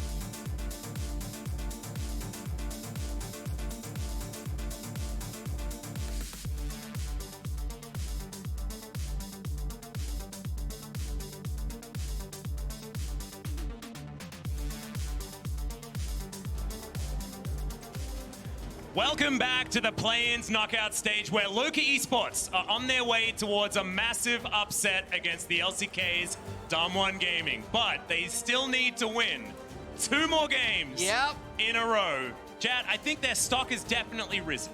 I mean, stock has risen, but can they do it again 2 more times? Nobody expected that game 1 to happen, especially in the way it did. And you can already see Dam1 are not messing around. They're saying no Ornn, no Trist. Those we think were the 2 biggest things that were keys to your lane swap, and they want to try and get rid of those as much as possible. Now, if I'm Loki, you probably lane swap again because it works so incredibly well that you're willing to run it back 1 more time. But we're gonna have to see what Loki decides to do. Is this series has taken on a much more serious tone after Dam1 dropped a game. Yeah, exactly.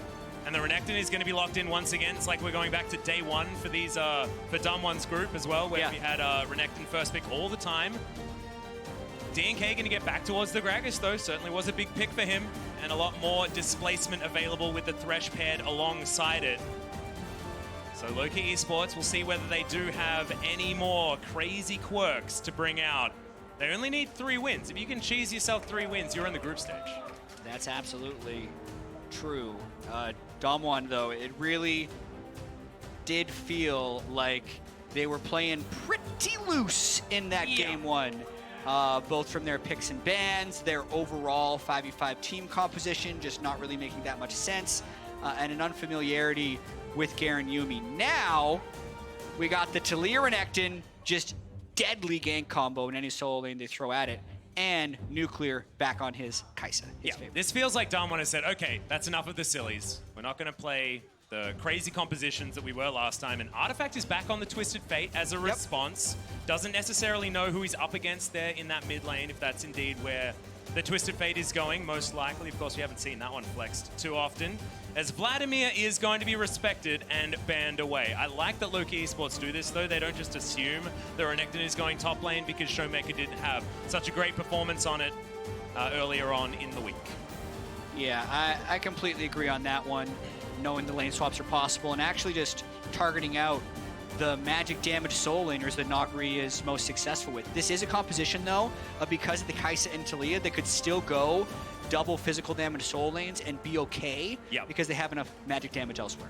Yeah, and Taliyah does a hell of a lot of damage from the jungle as well. Canyon has shown quite proficiency on that one, as Wife Steal bottom lane is locked in unless the Lucian's going to be flexed, but I like it. A lot of control in that lane, and what have we said? Attack Dam1 through their bottom lane. I want to add to that, because I personally think that if you're going to attack Dam1 that way, it can't be the normal attack bottom lane where you teleport down there, where your jungle is waiting and you 4-man dive the turret.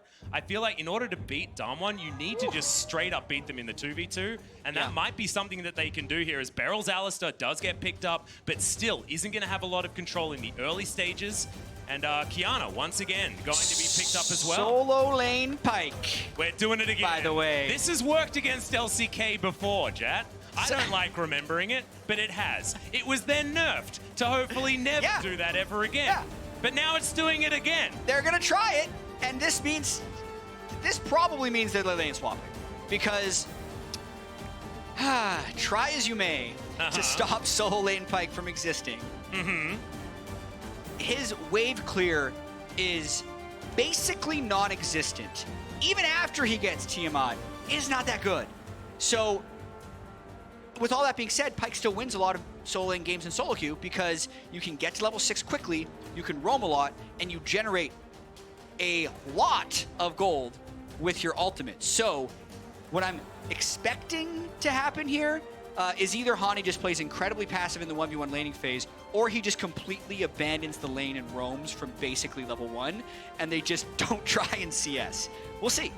I'd like the roaming from level 1 strategy, because I think laning against Nogari's Renekton on a Pyke sounds like an awful time. Yep. I guess, you know, you've got more like leeway in trades, because you just get to slink away afterwards, get all of your health back for free, things like that. But this is going to be a scorned Dam1 Gaming. A Dam1 Gaming that weren't expecting their first loss here at this tournament to be in Game 1 versus Loka Esports. They stole the first game away with a really unique strategy that paid off. They ticked a whole lot of the boxes that we needed them to, but can they do it? 2 more games. And can they do it 2 more games in a row to get a 3-0? It would be insane. Let's get into game number 2. Oh, man.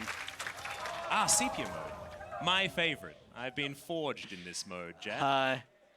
So we were only on the screen for a hot second, but Nuggery started with Cull again. Okay, that's good to know. So this time on a Renekton. We've had a slight issue. Someone failed to load into the game. I believe it might have been Nuclear, based on the action that's happening on the screen right here. Yep. If there's a threat of a lane swap happening again, I think Cull would be a very bad first item. Well, I mean, it was a relatively bad first item in the last game, but when they lane swapped.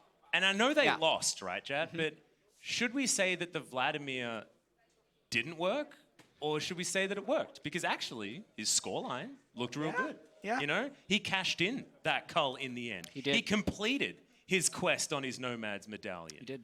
And then Tristana had 3 items by 3 minutes. Yeah, and also, like, they entered underneath Nexus turrets and the Tristana had teleport up. So there were a lot of things that happened that game that were required to happen in order for Loki to pick up the victory. And are they going to be able to have all of these ducks in a row? Yeah, because my opinion right now in this matchup is that so many very unlikely things to happen happened sequentially. Yeah.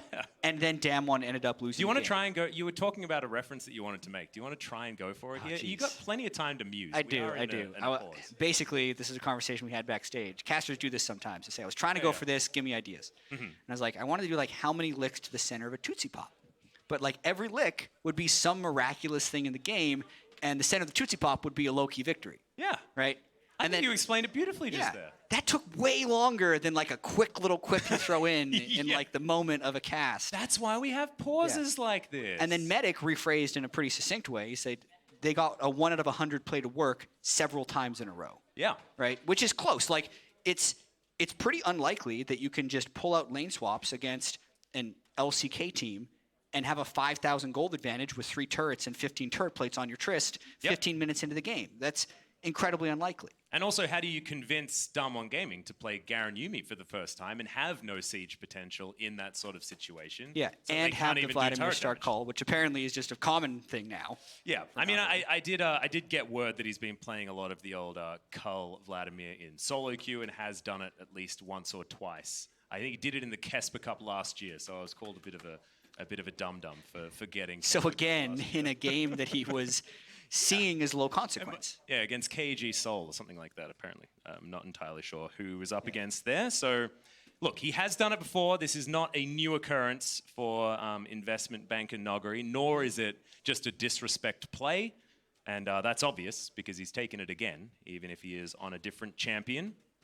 Yeah, well, he's probably saying, all right, I'm going to be able to free farm as much as possible up against this Pyke, but we're going to have to see what type of early game moves Loki make, because we know playing them standard isn't Loki's strategy or the best way for them to win. So mixing things up is definitely what they want to do. As we were about to be getting back in the game, but I got my observer on the other side, and it looked like someone else may have just DC'd as well. So we may have ping-ponged over to the other side of the map, as both of the 80 carries in this game are struggling just a little bit by the looks of things.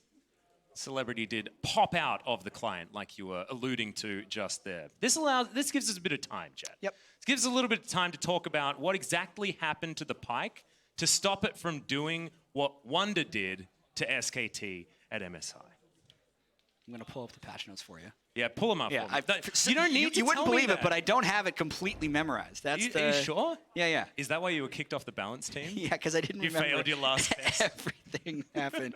Hey. No. All right, so nerfs for Pyke, specifically for Soul Lane, came in 9.13. So one of the big things is the Q, especially like the tap Q, doesn't do AoE damage like it once does. It no longer deals 30% damage to minions beyond the closest. The stab attack damage, which used to be 150%, is now 100. So a bunch of nerfs. But to kind of compensate that, he gets more move speed with his W. Oh, and also his E doesn't do any damage to non-champions. So like you used to be able to E through a wave, poke it with your Q, proc the Tiamat, auto it again, and the wave would basically be gone. Now if you do that, You just look maybe silly. get 1 CS. Yeah, Like, yeah. you've used all your spells, and you've killed 1 minion. And then further, that left him a little weak.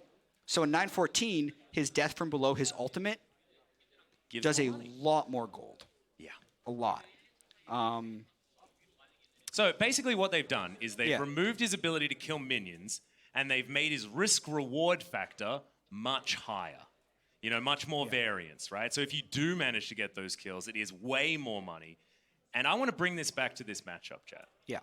Because I think that if you're going to be a gambling man, or if you're going to be a gambling team, this is low-key's time to do it, right? They are certainly the David in the David versus Goliath. And in that story, David comes out on top, but he has to do some funny business in order to get there, and that's exactly what low-key are trying to go for. And if you go for these sort of gamble plays as soon as Pyke hits level 6 in a mid-game, something like that, and you inject a whole bunch of extra gold that shouldn't even be in the game into your team, that could be the snowball that they're looking for. Yeah, and then it's a question of what can they do with that snowball because they're from behind.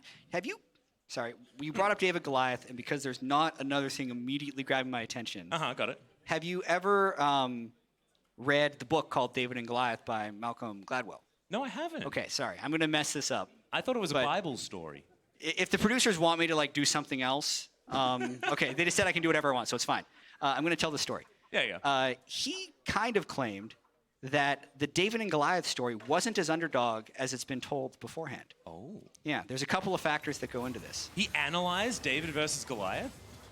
Yeah, he does. I think they're really trying to distract you. They don't Like, want your you David can do whatever you Goliath want. We're just going story to put this exciting stuff on your screen to stop you from talking about this thing that has no relevance to League of this Legends. is to save the viewers that are getting bored. I think I can pull it back to League. Go. As we watch the highlights from the upset in the first game. So, part of the legend is that like David threw a rock at him, hits Goliath, wins the fight because he's this huge guy that no one could fight.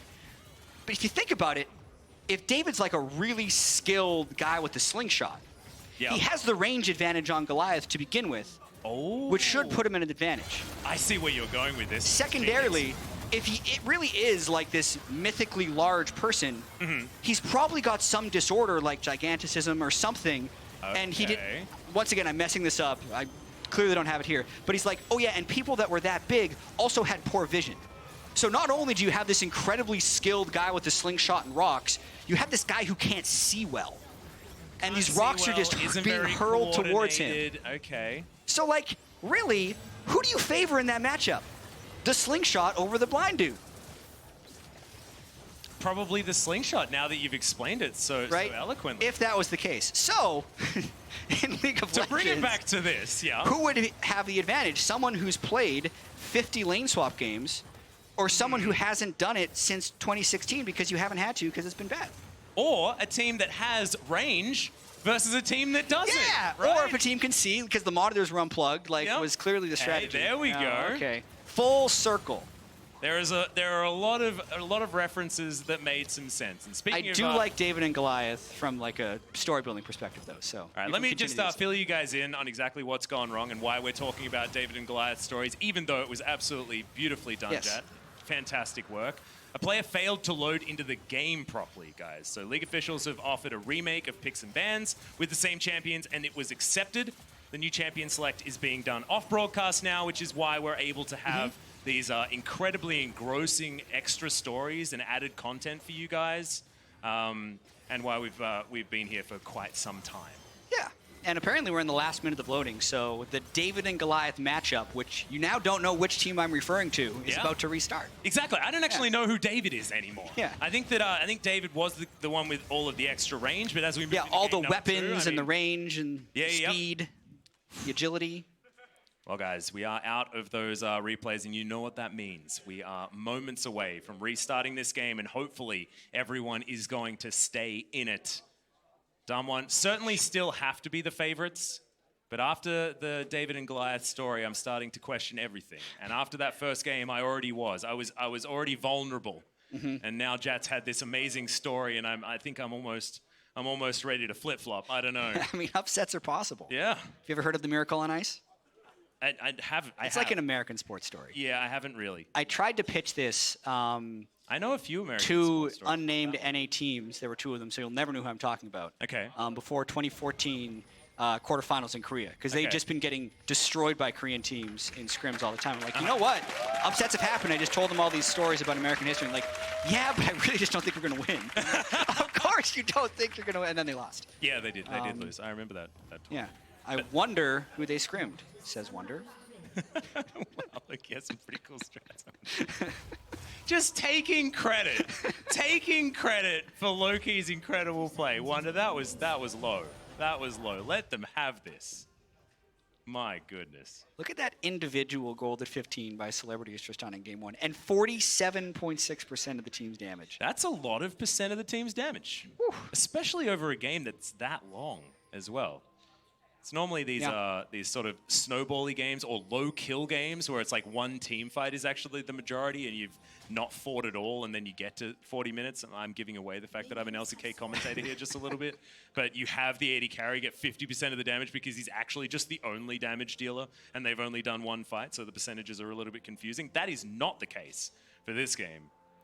Celebrity was right in the faces of Damwon Gaming, and then he was the one that won it towards the end. I like this. I remember I commentated him back when he was playing for Saigon Jokers a really long time ago. Wow. And I believe this squad as well had a lot of players from like Team Friendship or something. The team that didn't actually do a lot of... Friends Forever Gaming, that's right. Yeah. They didn't actually qualify into any of the IWCIs, IWCQs or the play-ins, but they just had the best name. Yeah. Was Gaming also from that league? You mean G2? No, Gaming. I know, I'm kidding. Yeah, it's 2Gs. It's 2Gs. It's different, okay? Yeah. Yeah. So far, nothing's happened this game, guys. We actually haven't really acknowledged that the game started again. It has, in fact. That's what's on at the moment, as you can see. 200 gold is currently the lead for Damwon, just in the laning phase. But it's only 2 minutes in. I feel like we've been talking for a really long time, but there just hasn't been very much League of Legends. We've just been learning about stories and having a philosophy lesson from Jat, which I very much appreciated. Yeah, and they're definitely not lane swapping in the early game in this one, so I want to track... that's a field Showmaker, you don't have spells left. Doesn't look like DNK does either, though, so should be fine. Yeah, Showmaker actually very aggressive. I got very confused because, of course, Canyon was playing the Kiana, so I thought I was checking the smite of the Talia. And their faces aren't super different as well, if you have a look at the icons. Yeah. I was still now sure the jungler is going to try and invade DNK. It's a group effort to try and deny him here, and they actually have... Well, we're looking for it. The smite does come in, so DNK locks down the red buff. Canyon doesn't go any further forward. He doesn't have his blue buff just yet, does Canyon? And he knows that DNK is actually very low. And flashless. Yeah. Threaded volley does get him out of there. Is now stunned underneath the turret is Hani. He doesn't have very much farm, Jat, so I think that your assessment of the Pyke is working out thus far. Yeah. Although he is sustaining fairly well. You can see he's gone with as many potions as possible. Yeah. Bit of a demolish there. Combo. Gonna find it, so Hani successfully saves himself on that one. Bone Skewer, but outside of turret range is Nogari, so will survive for the moment. Getting a bit dangerous, and that was Canyon just a little bit slow on the seismic shove. Yeah, you basically have to press the buttons at the same time, and that gets even more close when the Pyke builds Mercury Treads. But early on, Loki doing fine in the lanes that they're expected to do fine in. Yep. And also dealing with the very aggressive invading of Damwon early on. I like how you're saying fine, and fine is like a 16 CS disadvantage at 4 minutes on the top side of the map. Like, Nogari has over double his farm, but like, they're doing great. This is really good. I have this, I don't know, it's a curiosity. Anytime I see, well, we're going to watch this dive in top lane. Anytime I see a weird champion in a solo lane and like challenger, I always try and dig into it. But we're going to watch Canyon try and get this dive off. If they can get the combo properly, they take most of his health. But for now, they're just going to go for turret plates. Yep, it's another demolish proc comes on in there. There's the flash, but he gets out of the way. Seismic shot still lands, though, and the stun was still primed. The deep water dive is in, but he's down to about 200 health. He should be okay. He's going to die. Yeah, Bone Skewer comes forward as Nogari wants the autos, doesn't get them. First blood once again to Loki Esports. Nogari going so aggressive with Cannon. They really just brute forced that gank, and missing the flash on top of blowing a lot of damage into Hani's Aftershock, means he doesn't take fatal damage, and it makes the follow-up gank by DNK quite easy. Unwilling to just take a huge advantage from the Cull plus CS advantage, they had to go for more, and they get denied. Well, Can you steal over it? goes DNK. Yeah, he is easily able to smite that one away. That denies Canyon level 4, as well as denying him the blue buff. A real disaster here for Damwon to start this game off, but probably still not as bad as how things went in game 1. Not yet, but you can see here the Aftershock eats most of the damage from the Talia combo. Otherwise, that is a fatal kill. If they were able to get the original stun, they likely would have had the 100-0 damage. That's why Renekton was near 100% presence in the LCK towards the end of the year, because everyone was very good at this, whether it was Talia Renekton or Elise Renekton, in generating kills. Yet for some reason here, Nuguri messes up his flash range and is unable to get Hani. Yeah, so first it was Canyon messing up when to use the seismic shove, and then it was flash range on Nuguri that was messing things up. And Hani even went back in, right? And the seismic shove was just landed by good aim on Canyon's behalf, and the Ruthless Predator wasn't actually timed out just yet, so Nuguri gets that one back as well. And despite that working, still wasn't enough to lock down the Pyke. Pyke continuing to be a problem when used in a solo lane for a Korean team. Yeah. So the I point still have nightmares, Chad. about the Pyke, Yes. murdering SKT in Game 5 of MSI. Thanks for clarifying. Yeah. Well, just in case the viewers wanted in on your Oh right, yes. your Well, sleep problems. Yeah, that's where the nightmares come from. That exact Pyke. He was so fast. Do you remember that replay where he just zoomed down through the... I do remember that replay, Chad. Yes. Yeah. Yeah, I do. Anything else you want to talk about? Probably Bolt just resets over and over. Oh, those sacks of gold. Max, you remember the sacks of gold that he had delivered to his team? Well, There's more remember of 'em Canyon now. turning up in the mid lane, lands another seismic shove, and that's what happens when you don't have Aftershock. Showmaker picks up the ground, throws it at Twisted Fate, and he dies. And they burned the flash on Artifact, so that will completely limit his ability to roam, and now kind of opens up the map for Showmaker. How quickly can they use this advantage? Because there is still the Kiana ultimate. This is a 4-man crash dive. Yep, that's the flash headbutt pole. Celebrity immediately gets taken down. The hook lands onto Canyon, and Beryl had tanked up the turret for so long, but that's Showmaker that turns up. And Teleport comes down. The flash play! The cow is turned into mincemeat as Showmaker finds the ultimate onto one, but it's not the target that he wanted. Nuclear, are you going to press R? The answer is no. Doesn't want to dive into 3 people as Venus. Good sidestep there as Nuguri just going to finish off some plates on the bottom side of the map. Looks like leftovers for the Crocodile. Such a sweet flash play by Venus right there, making the blast cone the ally by displacing at the last second. So even though that was a very quick transition for Damwon from the kill mid to immediately going bottom, we're gonna watch it one more time, and this is just a route. And normally, actually, when you see this gank, it would just be a route into an immediate seismic shove, but this was technically dodgeable by Artifact, just well aimed by Canyon at the very end, and Infernal actually goes over to low key. First Infernal of the series for them. Yep, Damwon gonna lose it. Next Drake is going to be that Mountain Drake yet again. I believe same order of Drakes as it was in game number 1. So we'll see whether it might even be the 3 Infernals. Maybe Loki gets it, and maybe that's actually a bad omen for them, because apparently in this series, if you get 3 Infernal Drakes, you lose the game. It's very perplexing. You've got Nuguri still at almost double the CS of Hani, so I think that things need to continue happening around this Pyke, otherwise he's just going to fall further and further behind. So here's the thing. Tell me the thing. With solo lane Pyke. I don't think he needs CS to be successful. When I look at challenger solo lane Pyke players, their CS per minute's like 4.5. So low. Because Those you're playing at home, that's under half of what good CS is. Good CS is 10 per minute, maybe 9.5. In crazy solo queue games that happen here in EU West, it's probably like 8. I've been watching a lot of tracking the pros, and they're just killing each other everywhere. But yeah, so like Pykes are at 4, and other champions are at 8. And he does so much stuff outside of lane that he just follows like different gold values than other champions. Like a Pyke with 5 CS per minute can be just as, if not more effective in a team fight than a Renekton with 9, given the right situation. So just as we're looking at this, the gold could potentially slingshot around a fair bit because Damwon could be up 1,000, but then a Pyke gets a triple kill in a team fight and it's back, right? And then that lower CS number ends up just kind of fitting in with the kit to still have enough gold. A bit crazy. Noguri, though, has more swords and a bigger one than Hani at this stage. They're just trying to outsword each other right here. That pesky shield in Hani's inventory, taking up space that he doesn't want utilized by that. Noguri really wanted to get towards that turret so that he could take that last plate that was just hanging on by a thread. Don't know whether he actually made it there, but does make it down into the river to try and get some vision control on Damwon's side as Venus is lurking. They have transitioned towards Shelly, and she's been Rift alive Herald for swap. 40 seconds, and yeah, she is going to be taken down. Is this clutch? I thought they were playing in the next series. Well, we're about to find out with what happens at the Rift Child fight because Damwon is coming in for this.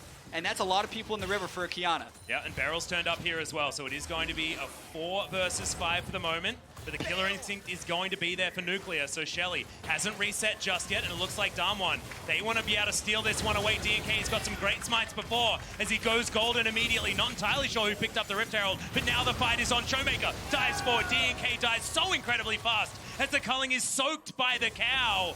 Beryl still has the unbreakable will as Hani trying to get that pincer maneuver off to the top side. Damwon intelligently trying to get the stragglers as they move themselves forward. Headbutt pole lands, but that is a great aftershock proc there by Venus. Stun comes in, Artifact is being closed on, flash forward. The Twisted Fate goes down, and the rest of Damwon were dealing with the Thresh. Really good control here from the Damwon squad around that Rift Herald. And they also were able to pick up the Rift Herald, which is just immediately used by Noguri early. Noguri was the one that picked it up, so of course he's put it in his lane to try and get all of those plates that he was trying to lock down against this Pyke. Oh, Nucleus. What a cheeky devil. Look at that. Goes and steals his plates away. Also, did you know, Ender told me this the other day. Oh, yeah. Rift Herald resets the cooldowns of your trinkets. Really? Yeah. So Noguri technically could have spammed his wards, grabbed that Rift Herald, used it right away, and got his wards back. I wonder if he did that, because he had roamed down to the river. You can see there are a couple of Damwon wards there. We could just say, just did it. Proving you Big brain. right's sake, that they were there. So let's have a look now how this fight went. Yeah, Canyon gets the smite, but Noguri picks up the Rift Herald, and really, Showmaker just catches the whole of Loki and stops them from being able to follow up on this fight. And the whole time, Pyke on the flank is just hoping to get someone in execute range, which is one of the reasons I think Nuclear had that early heal. Yeah. He said, all right, Beryl, I don't want Pyke resetting on us. That kind of infused him with the confidence to go in with his Aftershock and ult. No damage can really be returned, and everyone on Loki ends up just getting 2 split up. Yeah, we have to talk about this Damwon comp and how it works together as well, just for a little bit, because there's some really exciting interactions with how this one works. Yes, they've got a whole lot of divers, right? They're able to get things done, but the really cool thing about this comp is that Canyon can set up supreme display of talent wall options for Showmaker. And you can create some crazy Thunderdomes with the shapes that you can build, and you can have a heck of a lot of damage if you block people off, especially in Baron Pits, throughout the jungle, things like that, because that interaction does work. Yeah. Sometimes it can just seem to blow up the whole screen, especially if you threw a Jarvan in the game as well, because if the walls connect, everything flies around with the Kiana ultimate. It's real silly. Actually, the first time I saw it, I was very confused. It was like a disco. Lots of lights, lots of explosions. It was a Michael Bay film. But it was certainly exciting to watch, and we'll see whether Damwon can show us some of these team fights as the Mountain Drake is going to go over. I love it, being able to pick up the Earth Dragon when they've got 2 sort of Earth-wielding champions as well, in the Talia and the Kiana. Thematically correct, beautiful. Theoretically, Kiana does control a lot of different elements, but I think the Earth element is the coolest one. Because of the damage? Yeah. Do more damage makes you cooler, Jad. That's how it works. If I had to rank them, I don't know. I think the grass has the most fun for the Kiana player. Yeah, I'd say so. Going a bit stealthy. Yeah, that's pretty cool. Water's the most powerful. Yeah. Water's the actual good one. Yeah. And then the Earth one's the bait because it does more damage. Only when they're low. Yeah. I actually think what makes a good Kiana player is the ability to reset all of the elements over and over again throughout a fight. So you've actually used all of them the one time with how the cooldowns sort of reset. I think it's really beautiful watching a really skilled Kiana player work. We'll have to keep our eyes on Showmaker as this game goes on, see whether it's him or Canyon that are the better Kianas. Canyon spent a fair bit of time in the Death Chamber in game number 1, so Showmaker does feel like more of a Showmaker champion. Here does the Kiana. And just looking at their CS in the group stage, it was very much a solo lane focus, and Nuclear had a really hard time, especially in day 1 of the group stage, and ended up bouncing back a little bit more. So day 4 was his second day. Keep in mind, the average we just saw was from the whole group stage, and this was just his 2 games on day 4, which tells you how rough it was in the first 2 games for him. But looked a little bit better, definitely, as the second day of play-in stage happened for them. Yeah, Nuclear really did sort of repair his play. And it's cool because the way Damwon qualified here is in a 5-game series against a King Zone that had been in a huge rut over the last little while. They qualified because they had enough championship points after finishing 3rd in the spring season, but their summer season was basically non-existent. They weren't really able to get anything done in a hyper-competitive top side of the LCK. And they were up against this King Zone squad that have probably one of the most dominant 2v2s in lane that we have in the league. And I think that's why it was a 5-game series. I think because they were able to lock down Nuclear and Beryl and challenge that weakness without having to give any resources to it. Deft and Tucson just kill people in 2v2s all the time. I think that is going to be a real way to tackle this Damwon squad. And I think it's a large reason why things worked out for Loki early, because it wasn't like you were moving extra people around or doing anything like that. It was a lane swap. It was creating chaos. And Nuclear was not going to punish them with Garen. That's for sure. That is definitely He might have on something else. He did show us some of those sick Garen mechanics, though. There are a few of those moments in those team fights. Do like that as Damwon. 2 minutes until this next dragon is up. Looks like they're just trying to aim for some extra control around this area, although Canyon standing on that ward isn't helping himself out there.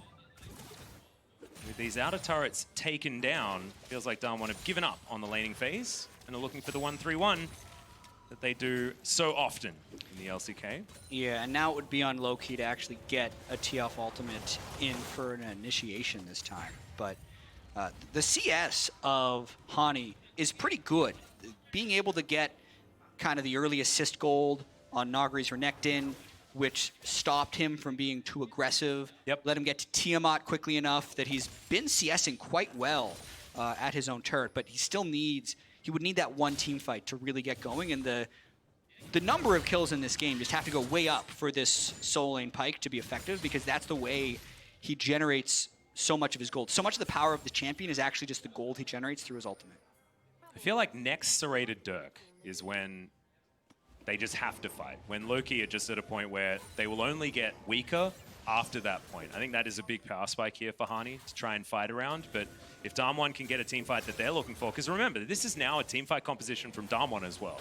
They can dive bomb with their Kai'Sa. They can get a whole lot of chain CC down from the Alistair that's in Beryl's hands. You have to remember the nameplates are very important here because Beryl is so incredibly good at finding the right moments for his Pulverize.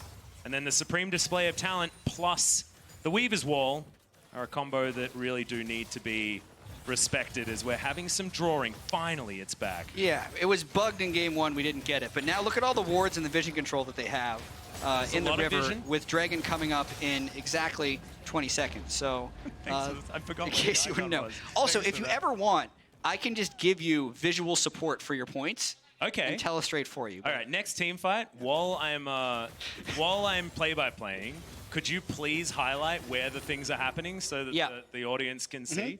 That would be really, really cool. It will probably be also very distracting, so hopefully I can keep it together. I have a plan. All right, I'm ready. The Infernal Drake is going to be a while for the next team fight if Damwon has their way. Yeah.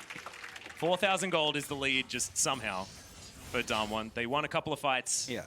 And that's what allowed them to get there. And they had so much vision control, it would have been unwise of Loki to actually go in there and check. I've got an important question, Jad. Oh, great.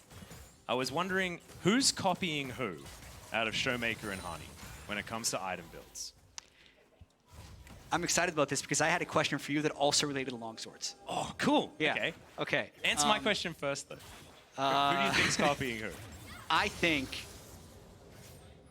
Showmaker is copying Hani. I think so too. Yeah. I feel like this is the Pyke build, and Pyke's been around longer. Yeah, and I think the Tiamat is optional. True. On Kiana. Whereas it's mandatory on Pyke because he doesn't have any other way of killing minions. No other way. My question would be, remember when sometimes casters ask each other for help with analogies? Yeah. You were talking about Renekton and Pyke racing towards longswords. And I was going to be like, you don't get in a sword fight with the crocodile or something. Like, there's something there. There's a crocodile sword fight. Yeah, but It's I like also couldn't figure out what it is Pyke actually, was. Dude, it's a pirate versus a crocodile. It's Captain Hook versus the crocodile with the clock. You just need a stopwatch, and you've triggered him completely out of existence. As here we go, Supreme Display of Talent finds 0. But Damwon aren't going to get caught out of position or anything like that. Thanks, chat. That was a really good slow effort. I feel like for that one, you could just draw. We'll work on it. We'll work on it. It's okay. It's a There'll be work in more progress. fights this game. Yep. So, what is the saying then? You don't start a knife fight with the spoon? I don't know. I think that's a knifey spoony. Something wrong. That's a Simpsons reference. Someone will figure it out. Yeah, someone will tweet it to you. Someone smarter than I am, because I don't actually know what you're talking about at all. I just got really excited about Peter Pan, because Captain Hook versus the crocodile is fun to me. Yeah. Okay. That's all I got, really. But DNK doing his very best to try and hold on to some sort of control, and there is a very pesky control ward in this red side jungle, giving Loki all sorts of added information. Come on, Damwon, get in. I mean, this is the type of They do game. find it. This is the type of game we expected in Game 1. Yeah. And it feels like Damwon has kind of refound, their seriousness in this series. Rediscovered even. Yeah, and like that Twisted Fate ultimate was used just because they wanted to check Baron, right? Yeah. Not because they were looking for a fight, but at some point they do need to go in, right? They're getting starved out of trinkets. Were you actually thinking of don't bring a knife to a gunfight? Yeah, but it needed to be swords. Yeah, I it needed know. to be a crocodile fight. Yeah. There was a lot of things that were missing. Don't bring That's why I didn't say crocodile anything, to a because I gun didn't sword have it. fight?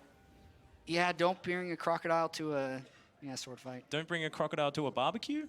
Yeah. I think that's an obvious Maybe, one. but nothing's barbecuing. It's not like they're building Sunfire capes. Yeah, that's true. There's no rumbles here. I think it needs some work, right? But Yes. We'll definitely... We'll workshop it later. I'm sorry, that's all I was thinking about while you were making up. One of my favorite things is taking idioms people are used to and then switching the last word. Uh-huh. Right? So that's why, like, kind of an idiom, don't bring a blah, blah, blah to a blah fight. Like, you can Actually, just I find think ways. that's really cool because, like, if you change the last letter of idiom, you get idiot. there's a reference there. Can we figure out a way to make that one work too, Jen? I don't know. So rude. Well, do you know what's rude? We're in the lull state, and we haven't talked about the lull state yet because this game has slowed well and truly all the way down as we're having a look at the bounties that people have on their heads. It's actually the circles were getting in the way there just a little bit. They were. As Nuclear's making his way towards item number 3. We need to talk about when this Damwon comp is going to get strong, and I think 3 items for Nuclear is going to be a big one, as Beryl, he's going to try and get them off the lantern, and a Seismic Shove will do just that.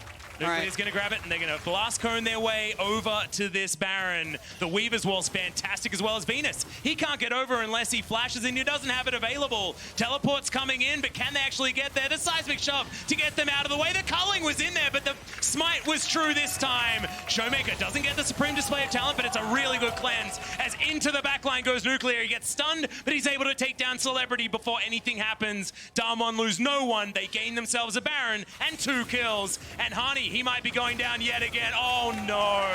This 1-2 punch of the cow plus the Talia is working so well for Damwon this game. And they actually had so much control over that entire situation. The starving of vision they had done to Loki over the past 4 or 5 minutes, forcing them into a move, and now they're at least going to be trying to take this inhibitor. And Canyon's eye is well and truly in on these flicks as well. The Seismic Shove looked fantastic, like he was swatting a fly away. But instead it was a Thresh, and it denied him from getting towards that pit. You could tell that he really wanted to get over there and provide vision for his squad so that maybe there was a potential steal. Just wasn't going to happen. Nogari sees 50 gold on the map right there, and he's going to take down that ward. The first flick, fantastic. Venus will come over in the end. Another one. The Weaver's Wall's brilliant. This was all about Canyon. Also keeping Thresh out from hooking the pit so he couldn't bring a teammate in. The only possible scary part would have been the culling, but as long as you have that in there, Hani not able to get the ult onto Showmaker to stop any potential things from going wrong. But even if he lands that, everyone else on Damwon was completely full health. And now another Mountain Drake is going to make breaking this base even easier. It was already done. The inhibitor in the mid lane was there, and 8,000 gold is now the lead at 25 minutes into this game.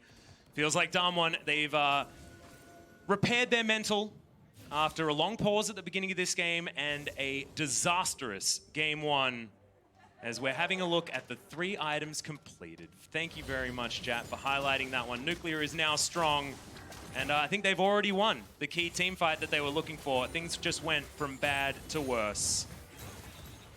As that's the way I know that one, Jet. I know that one. As Weaver's Wall's going to come in, so Canyon looking for more supreme display of talent. It's going so far around these walls, but unfortunately, the Weaver's Wall saves them from the damage. Massive pulverize in the backline shows us that it just doesn't matter what the Kiana's ultimate's doing if they can get into this fight. They just have too much damage, as now DNK is looking to turn it onto Showmaker. His combo doesn't do quite enough damage, as now you got Showmaker trying to deny him from stopping these backs, but it doesn't matter. There are super creeps in the base. The Nexus will be taken down. A 26-minute revenge victory for Damwon. And something I wasn't expecting to say was that this has evened out the series between Damwon and Loki. You're absolutely right, but I think Damwon did a very good job of recovering from the insanity of game one. They did pick a Renekton. Loki didn't decide to go for lane swaps, and even though a few things actually did go wrong for them in the early game, they stayed controlled, they didn't overforce, and they just kind of let the game come to them. They actually played their game rather than just thinking they would be able to walk over Loki Esports, which Loki proved couldn't be done in game one. Yeah, and it was once again a cull start from Nuguri, but I think the rest of the team certainly played with a lot more respect for this squad. I'm glad that we saw a lot of barrels moments as well that we were expecting on the Alistair, and Showmaker on the Kiana, despite missing one of the ultimates, was otherwise able to utilize her exactly where she needs to. And a lot of the things that Damwon were commended for were playing around item spikes and item completions and power spikes, and it just showed that they certainly know exactly when Kiana is supposed to get down and dirty in these battles. Yeah, and utilization of Hex Flash from Barrel I thought was very strong. Right, like the early turret dives they were able to pull off bottom lane just as soon as he hit level 5 or level 6 with Aftershock tanking multiple turret shots. And just like the overall vision control was so strong this entire game. They didn't have to actually fight at objectives. They got to fight in the enemy jungle as they were desperately trying to get vision. So Loki never had the setup for a fight, and it was a very dominant performance by Damwon. Yep, and shout out to Canyon as well. Fantastic Talia. But for more on game 2, let's head over to the State Farm Analyst Desk. Thank you very much, Chatless. That was a little bit more of a sobering game. I think when we take a look at how it played out, 26-minute victory from Damwon. That's what everyone anticipated 3 times. We were surprised in game 1. I was sad. We'll get to why the game ended the way it did, but let's start by draft. Let's talk about the Pyke that rocked up. I know, Enda, you quite like the idea of the Pyke. Well, so the Pyke's an interesting pick, because I do think after the nerfs, like, I don't think you should be playing this pick up in the top lane, but I do understand the theory behind this champion, right? You concede laning phase entirely, and then you're supposed to have your jungler influence other lanes. They're supposed to get ahead, and then you enter these mid-game skirmishes where Pyke is going to pick up so much gold off of his ultimate, make up for all the CS he loses in lane, and then be sort of welcomed into the game by his team. The problem was, I didn't feel like that actually happened. The rest of the map just lost on their own. Yeah, and the thing is that, and I think Jat hit it really well in the cast, what Loki seemed to be going for is just warped game state. So how do you warp game state? You introduce a different variable that teams haven't scrimmed against in a pretty long time. And so they've gone with a lane swap, and now they're trying to have an influx of gold in mid-game team fights. The problem is if you don't use the warp game state, then you just have a crap top laner. And I think like that's kind of what it looked like this game. Exactly. And you look at when does this team composition actually want to fight behind us, it's like 1 to 2 items. You're very strong, especially Twisted Fate gets the rapid fire cannon. It becomes so much easier to find these picks. But on the other side of the map with Damwon, also a team that functions very well on 2 items, and I'd say even scales much better beyond that. So this comp from Low-Key was always going to be on a timer, and unfortunately, because the early game didn't go according to plan, they were always like fighting up against Damwon and couldn't do anything really. Now let's talk a little bit about the actual in-game decision making, because Canyon attempted a couple ganks very early on, didn't find immediate success, especially conceding that first blood that we were talking about off air. But immediately once Canyon got the mid and bot lanes ahead, they set up vision, they absolutely starved out any real opportunities. And like one of the things that I know Spawn and Ender were talking a lot about was how the Damwon vision just allowed them to suffocate Low-Key out of the game. Yeah, I mean, we look at like 14 minutes and onwards, as soon as Damwon started, putting their 2v or their duo lane into mid, they just dominated the river. I did not see Low-Key actually cross the halfway point on the map for the rest of the game. And that's super problematic when you have a Twisted Fate and a Pyke that constantly want to be going and looking for fights. But I think a lot of the problems from Low-Key actually resulted because they kept putting Celebrity bottom lane. Arguably like the strongest player in the game at that point was always side lane picking up CS. So Damwon's 3v3 in mid was always going to be strongest. And it's not even that. It's just like, how do you attack a 1-3-1? And I kind of went through this on cast the other day, but you either have to be very creative in your setup, like you have to be able to get an area first, sack a side lane, and then be able to generate a pick. Or the reason that a lot of games turn into an ARAM is you have to be able to fight for mid lane priority. If you lose control over mid lane, that means that they have time to be able to go into your jungle, set up those deep wards, and make you take the long way around. The frustrating thing is, Low-Key did neither. They didn't have any opportunity to get into Fog of War early. They weren't able to track down one's resets at all. And then they didn't fight for mid lane priority. And I think that this is the difference between a team that has very strong fundamentals versus a team that kind of is willing to try different things. It looks like Low-Key's fundamentals when the game is played very, very, slow, methodical, just does not seem to be there. And you can even look back to game 1 to see the difference in baseline fundamentals too, because Damwon were put so far behind after Low-Key came in with a really cool level 1 strategy to go for the lane swap and build up that lead. But Damwon were able to fight back off of choosing smart fights, off of understanding pressure, and I think that holistically, this is why we favor Damwon coming into the series. Let's take a look at the one replay we do have. It really highlights the vision into a pick, into, the moment that won the game. But if you just look at the mini-map, look at how many wards there are, and thank you, observers, for toggling this. Damwon have all the information, Low-Key know nothing. I just wish, that this wasn't the case, but when you have a look at where waves are, they're both on turret. You have to get waves first before you can move in, because they don't. If you don't respond to waves, you have no idea how many numbers are in that jungle. Low-Key just skip a step there and get caught out for it. And what we saw the entire game was Low-Key playing the 1-3-1. So they never had a strong side versus weak side. They were just sending their players back and picking up waves. They were never on offense. They were always on defense. And that's why we see them get suffocated out of vision, because they're never grouping up to actually try and force it themselves. But the thing is, they just had so many tools to do it. And I think this is where the ultimate frustration lies, is like, you have the ability to recall Pyke. He's one of the quickest champions in the game. Get rid of Dustblade, crappy item. Just go for something like a Youmuu's, right? You just run Youmuu's Pyke down a lane, and you have, all of a sudden, TF Pyke in a side lane that can generate pressure. Sure, you have a cleanse on Talia, but that only works once.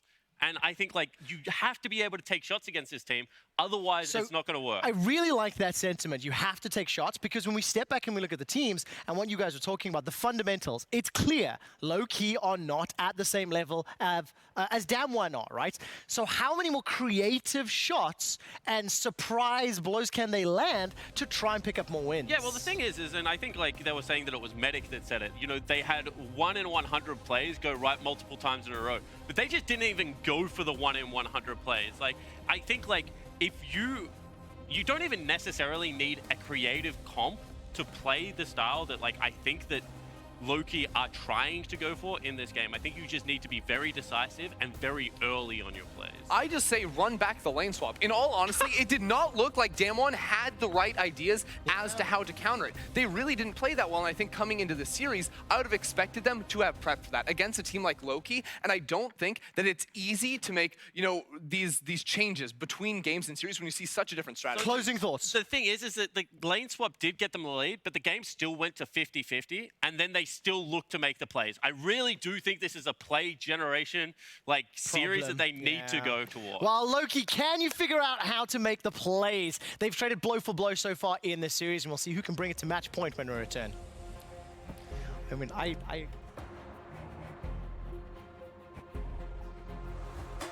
That's the flash headbutt pole. Celebrity immediately gets taken down. The hook lands onto Canyon, and Beryl had tanked up the turret for so long, but that's Showmaker that turns up. And teleport comes down. The flash play as they move themselves forward. Headbutt pole lands, but that is a great aftershock proc there by Venus. Stun comes in. Artifact is being closed on. Flash forward. The culling was in there, but the smite was true this time. Showmaker doesn't get the Supreme Display of Talent, but it's a really good cleanse. Supreme Display of Talent. It's going so far around these walls, but unfortunately, the Weaver's Wall saves them from the damage. Massive pulverize in the backline shows us that it just doesn't matter.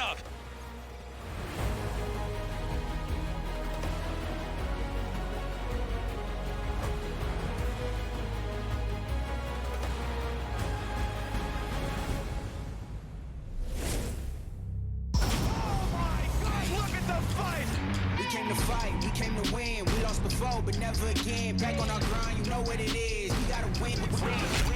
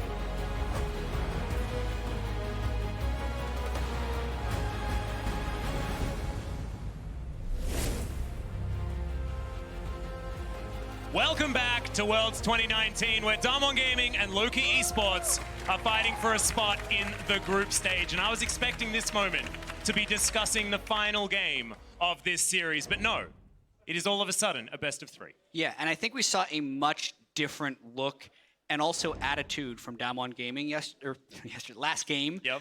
Because thinking about getting upset in game 1 of a best of 5 of the play-in for a team that was so massively favored beforehand, one more game like that suddenly puts them in an elimination game when a whole nother suite of factors would be coming in terms of nerves and the pressure from the public. So I do expect them to stay completely locked in and try and replicate as much as they can what happened in game 2. And I actually think that this game is almost the most important, because getting to match point first is huge in a best of 5 series. So let's look to see Damwon shore up their champion select and make sure they don't get caught off guard by any funny business. Thankfully, we've now taken down a top lane Pyke. Thank you very much, Riot Games, for nerfing the heck out of it, so it doesn't necessarily work as well, but that has certainly alleviated a lot of my worries moving into Worlds. Yeah, and I still hope that Loki tries some type of lane swap strategy once again, since it did work so well in game 2. And I do also want to point out the way side selection works in this series. So Damwon has side selection game 1, 3, and 5. Game 1, they selected red side. Game 2, Loki has choice, and they too selected red side. But in terms of just replicating what happened in game 2, you can see in game 3 here, Damwon taking blue, same bans, same first pick. Yeah, exactly the same bans as in our second game. Gonna happen once again as the Akali snapped away from Showmaker. Let's see where the artifact can be. The Beast Akali that we saw in a few of the games, but there's Gragas Yasuo. And Gragas has been either picked away or banned against Canyon, I think almost this entire tournament. And this is why. It's because they pick this and they destroy you. And what have we learned about Damwon Gaming? It's about mid-game fights transitioning into a very swift victory. Yeah. What does Gragas Yasuo do? They fight pretty good in the old mid-game. Yeah, as soon as Yasuo can utilize that double crit chance passive, no, it's really all just about the synergy from the multiple knockups that Gragas can have, making a nearly unavoidable gank. What'll be interesting to me, though, is what they end up going with the bot lane for Nuclear, because it worked. It was very seamless to have Kiana and Renekton as 2 physical damage solo laners last game, because they had the magic damage coming out from Talia, who does more magic damage than Gragas in terms of a sustained potential, and a Kai'Sa. But with the Kai'Sa being taken away, there's a chance that Loki could get a little bit of armor stacking in and have some success. Yeah, last game Canyon did top the damage on his Talia, but we've seen many Gragases do a hell of a lot of damage as well, especially looking throughout the LCK. Some of our Gragas performances, especially from Cuz of King's Own Dragon X, were just insane. Yeah. But Canyon also one of these players, and alongside Showmaker, as far as this duo is concerned, of the Gragas Yasuo that almost looked unbeatable in a lot of the games that we saw it in, at least. It's very, very frightening, because we know that Showmaker just wants to carry. I can't wait to watch it. I mean, his Akali's been so great. Even in the loss, he was kind of the only one holding it together for a lot of the game. Well, the Gnar was locked in, and that's something we haven't spoken about just yet. Hani going to be piloting that one towards the top side. Does mean the Akali is definitely going into the mid lane. There's not a lot of flexibility with this low-key squad, and now that they've locked in the jungler, the Skarner is going to be what they decide to take towards the Gragas. This composition isn't looking as quintessential low-key as you'd expect from this this series. Not looking very fast. No. Oh. All right, Jace locked in. And Talia. Is this going to be the adaptation on the Avenger duo that we saw? Well, the Yasuo might... My brain is just breaking. Okay, so what's happening is we got Yasuo, it's probably Gragas is the bottom lane. That's what I think, And then I'm like, then they're going to put Jace in a solo lane and Shlee in the jungle. Yeah. Probably. Yeah. Yeah. That's what I was trying. How did... Okay, good job. You got there faster than me. I mean, I've seen it before, right? Yeah. I mean, I commentate this team's league, so theoretically I should have a little bit of an advantage. Because technically the Jace can go in 3 places. The Renekton could go in 2.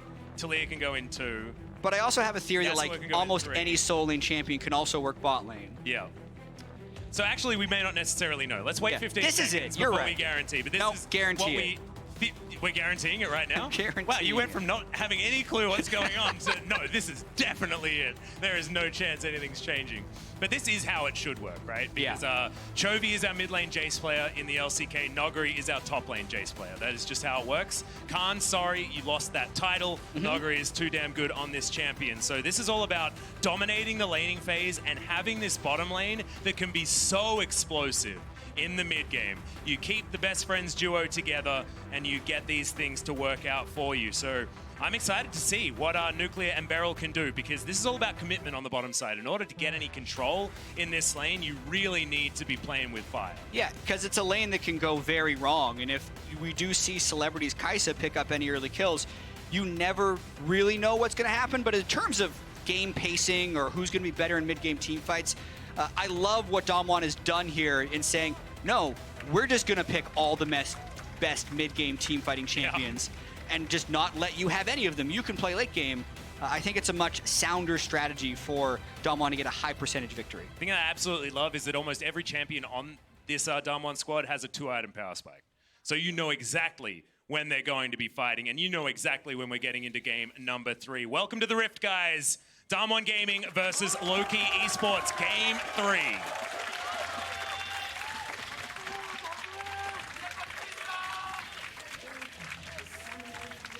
We were talking about how important this particular game is, because this brings you to match point. This alleviates so much more of those nerves moving into that game number 4 that can be so pivotal.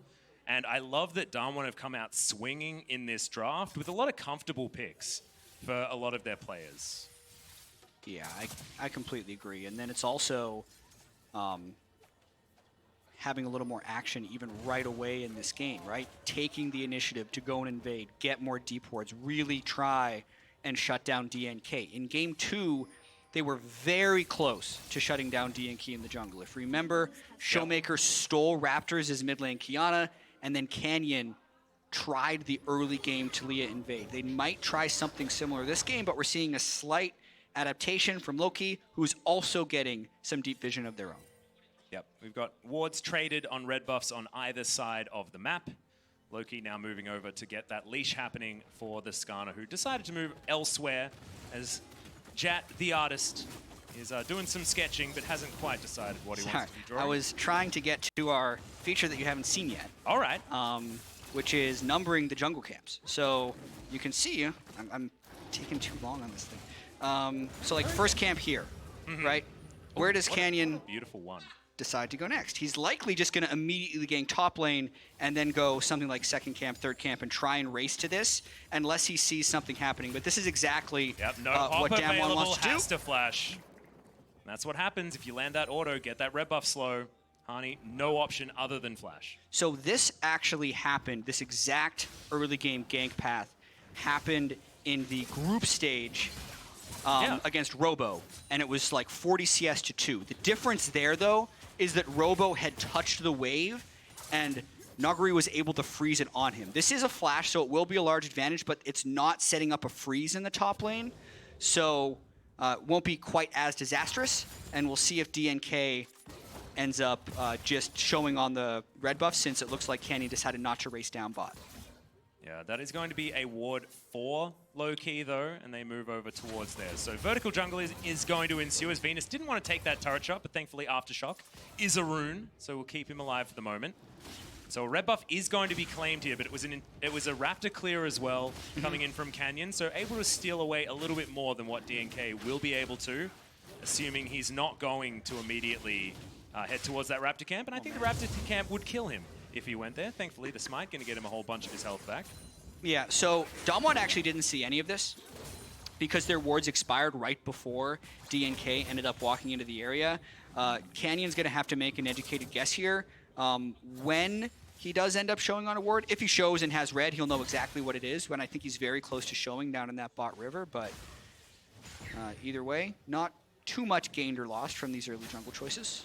Yeah, not too much of a worry. They do watch the Scryers bloom fly along, and Beryl, his spidey senses were tingling, or his scorpion senses, I guess, as DNK has now been confirmed to have stolen the red buff, and now moving over to the Raptors as well. Canyon, if at first you don't succeed, back towards the top side and utilize the lack of flash on Hani. Could this be the first blood for Damwon this series, is the question. DNK looking to try and stop that from being an eventuality. As Good Beryl flank on the by wrong DNK. side. Yeah.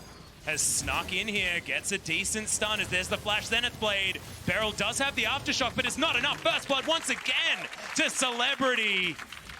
And I just jinxed it, but that is 3 first bloods in a row for Low-Key Esports. And coming on the Skarner as well, just so much commitment from Damwon to gank top lane and sit around top lane that kind of let DNK wander everywhere he wanted to. Think about how that was actually a relatively risky play from Skarner when he invaded red buff, got down to 20% health at level 2, went back to river, re-invaded the Raptor camp before looping for that gank. I can see why it was unexpected for Beryl, but it does get rewarded in the first blood.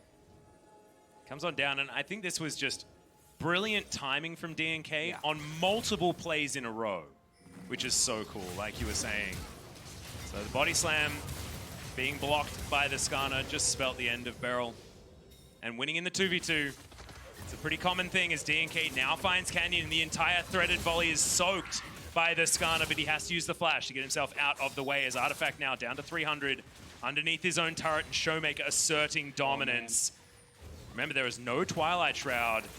Showmaker has the flash. He could... Oh man, it's real scary here for Artifact. He has his flash available as well, so in theory should be all right. And Grasp of the Undying is Artifact's decision on the runes. Often fleet footwork is something that you could go for if you're feeling a little bit of pressure, but wanting to have that max health as well. Yeah, Nogari's Jace is pretty good, guys. Yeah, he has... The thing to point out there is the forward percentage. He's just constantly near the other team's turret, pressuring, trying to get a larger and larger advantage, and that's why you see the most impressive thing here is the damage per minute difference. That's how much more DPM he does than his opponent. A lot of champions or roles average like 400 damage per minute, let alone have that over the other top laner. And I also want to point out 6 minutes and 10 seconds is the first time Canyon has went on the bottom half of the map. Oh he spent the God. first 6 minutes on the top side of the map. That's how much he was playing around the top side. Even has Agatha to take as well.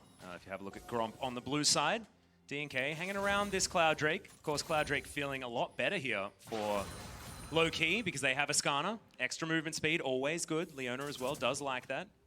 DNK only level 5. Still patrolling, trying to keep Artifact safe. And Artifact is the carry of this team most of the time, right? He is the guy that does most of the damage, and he's now on the Akali, a champion that he is known for. Canyon's going to move on in immediately, but DNK, he's ready. Still, remember, not level 6 just yet. But Venus snaps him right out of the air. The Eclipse is in, and now they're going to turn their attention over to Celebrity. Celebrity will be falling down, but now Venus behind enemy lines looking for his way out. Is this Owen Wilson or is this Leona? As Beryl's chasing after him, he's going for the execution. Ooh. And I think he should be able to do it, just waiting for as long as he possibly can. It is going to be the execution. Wastes as much time as possible before pulling the trigger as well. Yeah, quite well done, letting that timer wear out. The greedier move would have been to continue to run into the jungle and try and get a recall off, but that rarely works, and it's early enough in the death timers that he'll be able to run back to lane in basically the same time, so... I wonder if that Owen Wilson call actually got picked up. Which Owen Wilson? I thought you were going to, I think Snake, Owen Wilson, like Solid Snake would have been... The actor who acted in Behind Enemy Lines, the movie.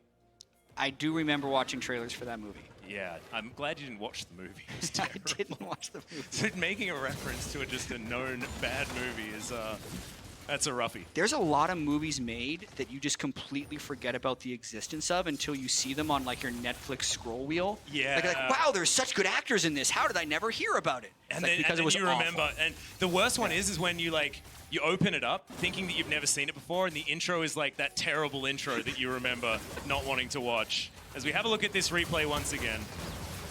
Yeah, I mean, really, Venus landing that Zenith Blade is what ends up securing them the kill. But because Showmaker had channeled the teleport, which had already been burned by the Akali, it kind of gives them at least a 1-for-1.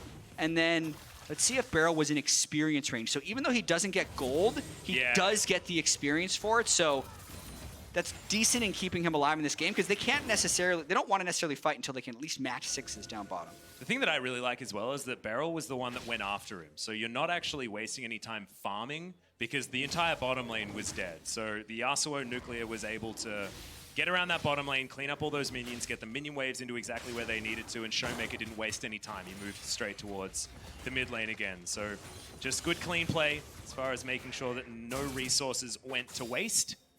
But it is still low-key with an advantage as far as kills. It's not in terms of gold.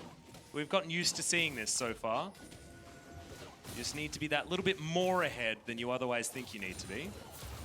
Yeah, and as we approach the 10 minutes, the first 10 minutes are not exactly Damwon's specialty, even in the group stage, but it is really between the 20 and 25 minute mark you can see where they've been exploding their gold leads, and part of that is just them being good, but a lot of it is they just hit the specific items that they want to, and then they go very aggressive. But in terms of the early game, it hasn't been that great for them. Yeah, but going, like, doubling your lead between those last 10 minutes as well just shows that this team plays around the time Baron spawns. That's when they go for their fights, and then they can move towards the Baron, and then they win the game, right? That's how they sort of expand their leads. And once again, this is a composition that has all of those things, right?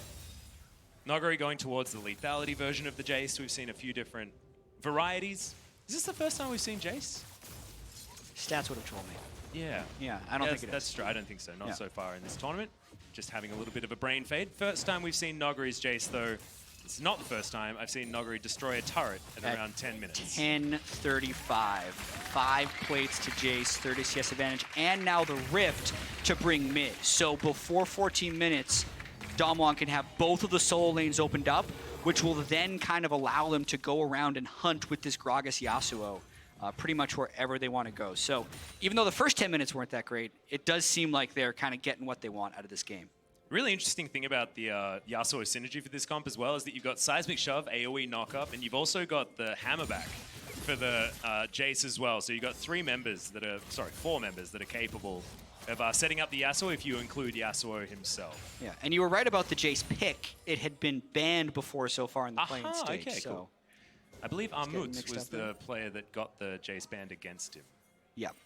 We're going to get to see him play up next. Maybe the Jace Clutch. even. Yeah. Stay tuned after this series for Clutch versus Royal Youth. As here's Low-Key coming down for a gank. 3 versus 2 as Nuclear already down extraordinarily low. The last breath not going to be utilized because Nuclear knew he was dead. The teleport now coming in. Not sure what Noguri wanted to do. He wanted to use both of his summoner spells, and he got his wish as Rift Herald is going to be thrown down in the mid lane. It was all the distraction play, exactly what Nuclear has been used to.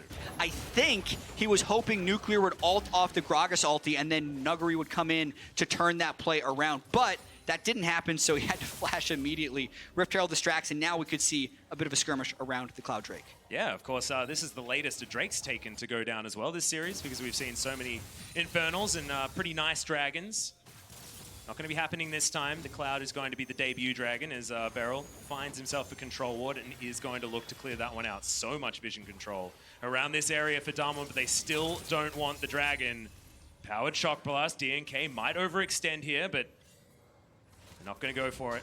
Beryl and Canyon over to the side. Showmaker in here as well. Vision available.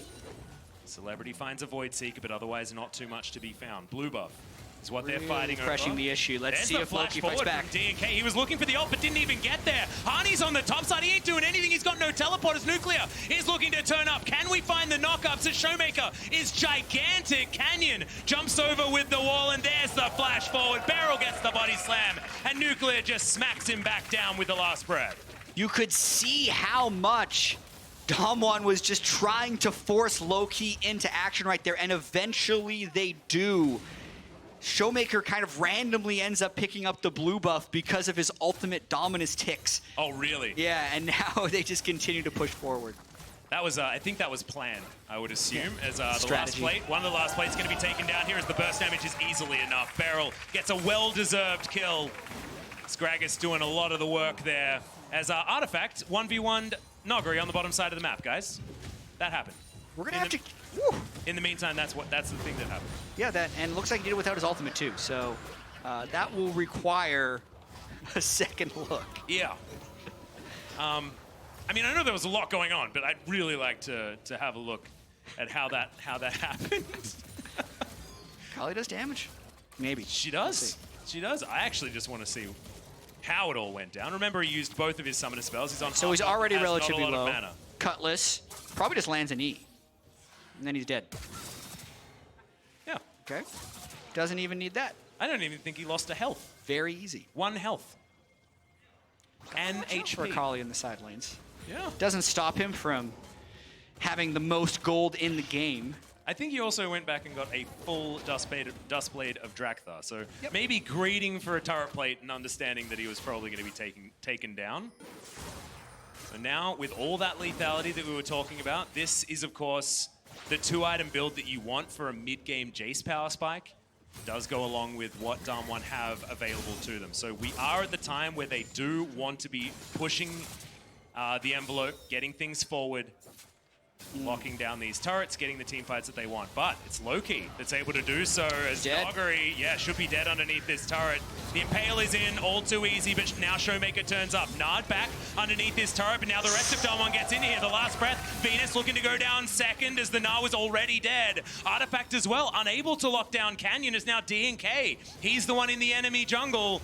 And Beryl is looking for him. Doesn't have the ultimate. In fact, no one has ultimates, but they don't need them, as Nuclear picks up that one very comfortably with just a spin of the Q.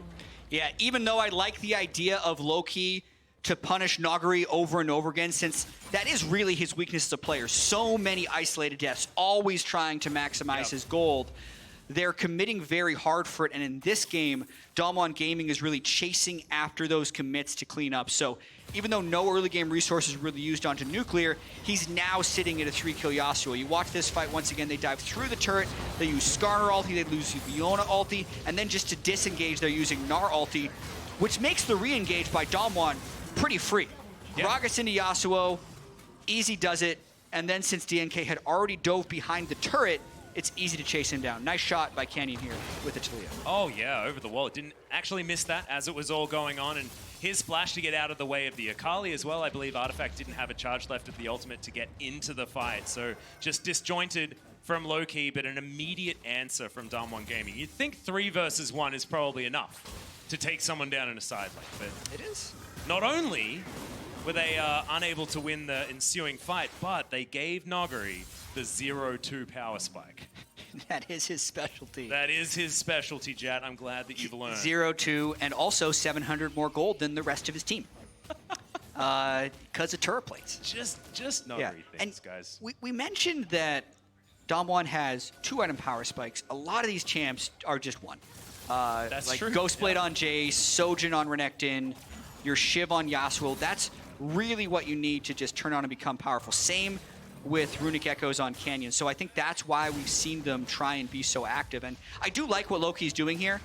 They're just trying to chase for kills to break the inevitability of all this side lane pressure that Damwon's comp can put out. But if any of those initiations go at all wrong, like we saw the 3-man get countered, and then this other 3-man just now completely miss on Showmaker, they lose so much around the rest of the map. And Damwon wishes that they could be trying to get topside vision and playing around a Baron pit, but unfortunately, we're still 2.5 minutes away from the Baron even being a thing on the map. Shelly was taken very, very quickly in this game, and it's a 6,000 gold lead. It feels like Damwon have been warming up so far this series. And Loki just want game 1 back. They want their lane swap back, and I want to go back to the draft, Jad, because I feel like this was a misfire on the draft for Loki, because I think what made them special in game 1 was that they were mixing it up. They were creating strange things. And this draft is uninteresting in a lot of ways when it comes to changing the meta and adapting to what makes Loki Loki. Yeah, I completely agree on that one. It's also kind of, you got to check, like, what are our expectations really as Venus gets... I think he might be dead, guys. Well, Hani is in position, has Mega Gnar available. They might try and fight. Yeah, we look for it as Beryl does have his stopwatch available anyway, as double kill comes in for the Renekton. Artifact off to the backside, but he is just dealt with, stabbed with a Q. And I was looking for QSS in my brain. I couldn't find it, and Loki couldn't find the team fight. Because every time we have these David and Goliath type matchups. Oh, yes. Yeah. Do tell. We always ask the David in the story to try a bunch of new weird Slingshots. strategies. But there's only so much you can innovate and bring to a series, right? Like lane swapping was their one. They're kind of just assuming that Damwon has an answer to it, or they only like doing that with Tristan Ornn, right? And it's been taken away completely from them in the draft phase. And then secondarily, you're saying, all right, maybe solo lane Pyke. Well, it didn't work, right? How many of these things can you keep pulling out of your pockets? Or does Damwon just kind of take the early game team against you and crush, which is what we're seeing here. Loki's trying to fight back. But it almost worked, actually. The Gnar into the backline from Hani was actually great, but unfortunately, the Crocodile was just way too big. Yeah. Showmaker's Renekton is pretty scary. Yeah, can't find him at the moment. As we have a look at the damage to champions, Nagari done the most inting for Damwon this game, has done the most damage, and has earned the most gold. He's a man that likes all the attention, and so far he's deserving it. His Jace is living up to expectation. Baron finally spawns as DNK goes down to below half, taking a threaded volley from Canyon. Yeah, it's the... I don't want to say he has a good 0-2-6 Jace game, because normally you say no, if it gets late game, it's bad, you don't want to give gold, but he's having a pretty good 0-2-6 Jace game. He's got the most gold in the game. You got to get used to it. But you got to get used to the 0-2 power spike, Jack. Canyon spent the first 6 minutes ganking for him. Yeah. And then still abandoned the bot side. I want to say Nuclear and Barrel have done work this game, because look, well, they're going to find them yet again. There it is again. All too easy. The best friends club on the bottom side of the map. DNK not going to get locked down, but at least they do bully them out of their own jungle, and the Baron could be the opportunity here for Damwon. Yeah, and because they have so many melees, they actually do fight as their way of breaking this open, and really just, I think they're just going to keep running these plays for picks over and over again. Having the Mountain Drake does make it more possible for them to take Drake, but don't see them in any rush. To just get back to Nuclear and Barrel, this is what you really love as a jungler if your bot lane can do this. You spend the whole game topside. Yep. And then they don't complain. No. They join in for your team fights, and then they end up just getting their gold anyway after the kills. And they engage your fights for you and provide perfect setups for your seismic shove, so you look really good. These are the freelo games.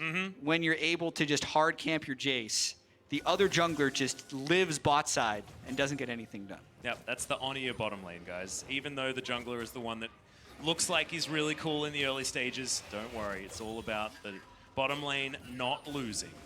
Yeah. Really, if you think about the strategy, Canyon and Nagari, like the strategy itself didn't work. Yes, they did kill the turret early, which is part of the strategy working, but they were unable to generate any kills for themselves. Really, the mid and bot lane was just played 3v4 for most of the game. They're carrying. And now there's an Infinity Edge on Nuclear, so that's the 2-item spike that everyone knows about. There it is. On the old Yasuo, 100% crit, absolutely there.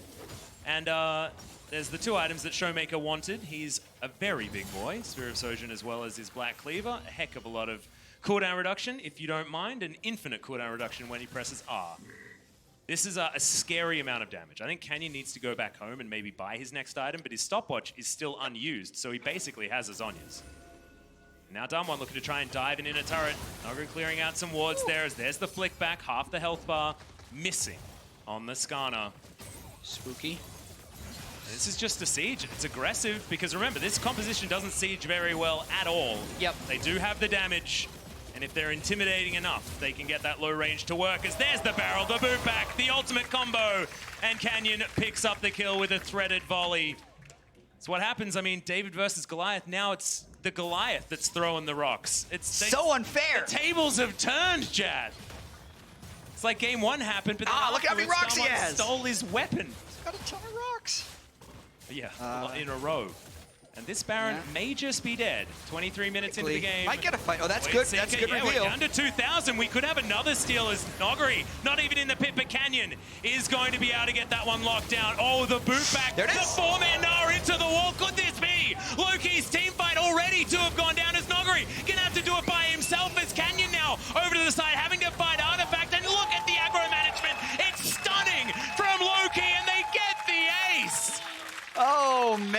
Dom1 just group up for the Gnar ultimate. I'll have to go back and see why was Nagari not there.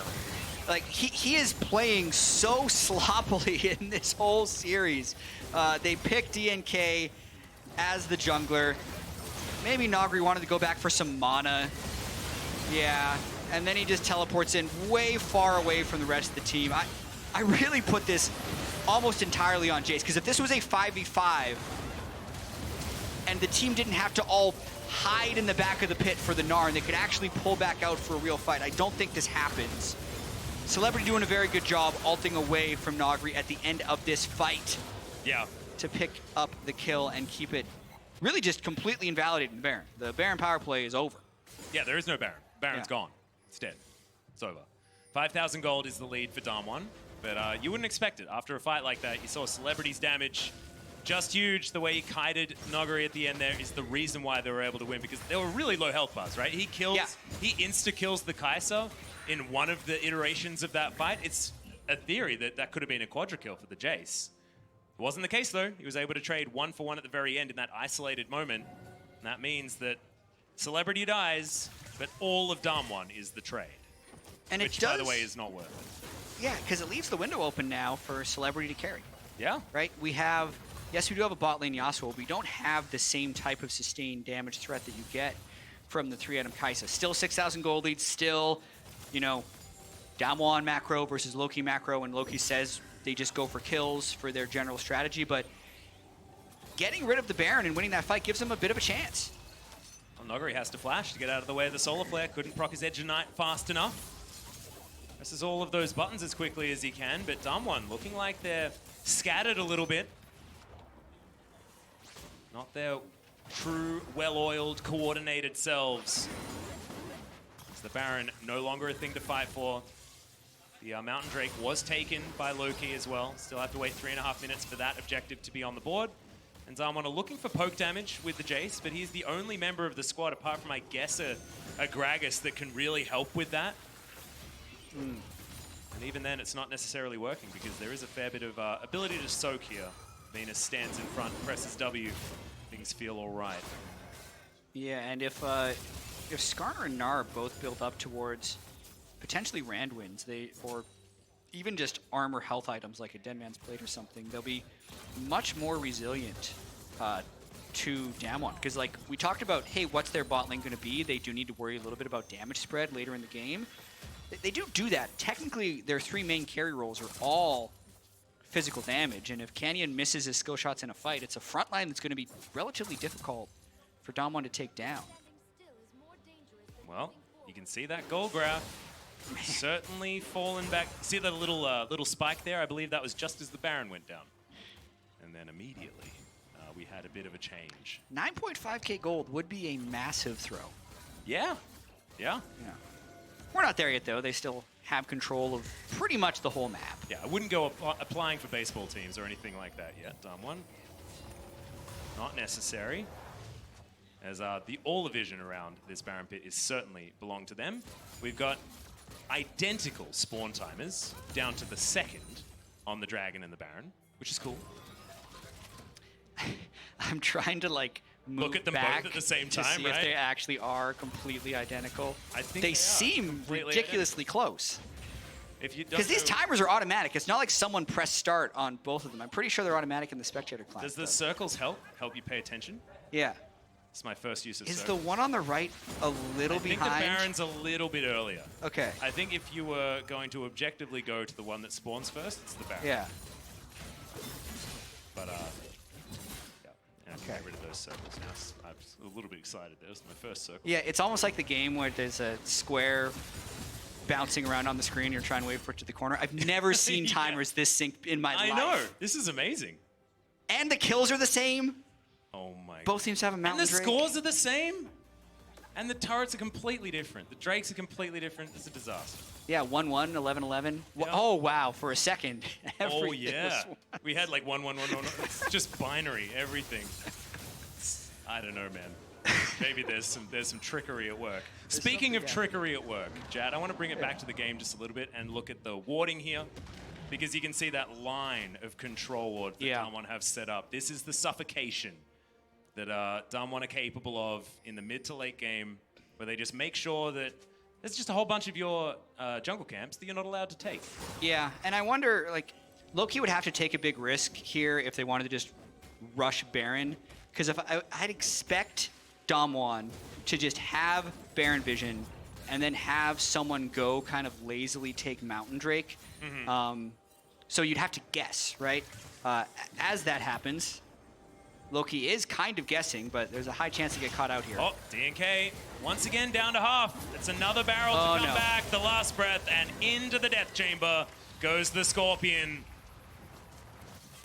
Yep. Yeah, but no one was moved to the Mountain Drake. Damwon kept 5 people completely around the Baron pit. That's true. So Loki and Loki couldn't check. They could trade the Mountain Drake for the Baron here as well, so all is not entirely lost. I think they want to fight, though. Yep, Weave as well is going to get rid of a few, but Venus will have the ability to throw over the Lantern if he wants to, but they've already lost the Baron. No chance. There's no smite available, and now 5 versus 4 is not a fight that Loki wanted to take. Good empowered shock blast there from Noguri, as I believe at least one person will head down, grab that Mountain Drake, and now continue the push here for Damwon. It feels like they've had one hiccup, but they've pulled things back. Yep. Critically, Noguri didn't teleport back to base to finish his item while his team was doing Baron. And then that resulted in Damwon not all dying after taking the Baron. This power play might be better than the first one. I think it will be. DNK really far ahead of his team there. I think Loki would have wanted to be more grouped right there and definitely needed Gnar with them if they're going to be doing a face check like that, and it is easily punished by Damwon. Yep. So pretty elementary play there. They grabbed themselves that second Mountain Drake very easily. And now it's Nuclear building towards his Morok Mount Mortius. It's a 5-item. Yasuo incoming. It's getting very scary. GA's done for Showmaker. He is gigantic. And now Black Cleaver for Noguri, where Mercurial Scimitar completion away from this Jace being 6 items. And I could keep listing off the item spikes, but I think you guys understand that this is a Damwon that is well and truly ready to fight and ready to win this game, and they now have a Baron buff in order to do so. Loki need a desperation team fight, and they need it to be heroic. Yep, and I think they should probably go for it pretty soon, especially since they were unable to keep the minion wave dead and will be losing this inhibitor soon. Or they can wait for another 4-1 opportunity, so eventually Showmaker or Noguri will be off in the side trying to do damage to a turret. Right when he shows there, you want to try. It's just everything's really hard because they also don't have any flank wars to teleport in behind. Well, having like only 2 champions that are pseudo-ranged is a problem, which is why these inhibitors are difficult to take down even with a Baron. Yep. But it will eventually go, I say difficult to take down, but with a 9,000 gold lead, this should be a steamroll, right? But it wasn't the case. Yeah, they have 3 cannons that ended up grouping up for that one. That's how long they held that minion wave there. Noguri's still using it, like boosting up these cannon minions with the Baron buff. Finally, Celebrity gets there, but goes down to half health by just an empowered shock blast. Oh, so pretty how the 3rd wave just arrives as the 2nd one crashes. It's like a cooking show, isn't it? This is the one I prepared earlier, talking about minion waves. This time, Damwon take down this inhibitor. Inhibitor turret first, we're playing it by the book, but in goes Celebrity. He's gonna start this fight against Noguri, but look at the burst damage, the flash over. The hammer shot was actually what was locking down Celebrity. Brilliant stuff there from Noguri as Showmaker dives onto Celebrity there. And you can see Damwon, no one going down just like finally it's Nuclear that falls, but the health bars of Loki were all invested for one pesky Yasuo. It's turned though in the end, so 2 for 2 thus far as the bottom lane from Damwon did fall. Noguri wants to end. Yeah, and he says stop the recalls. He's just going to be jumping on top of these Nexus turrets. The Nexus is going to be the next one, and yeah, we've stopped the backs. And Damwon moved to match point in this series. 14 kills to 14, so got picked off a little bit more than they would want to, but kept the map pressure, the gold, and the turrets in their favor pretty much the entire time. And now the big question will be for Loki, what do they possibly have left? Because every game for them has looked more and more standard.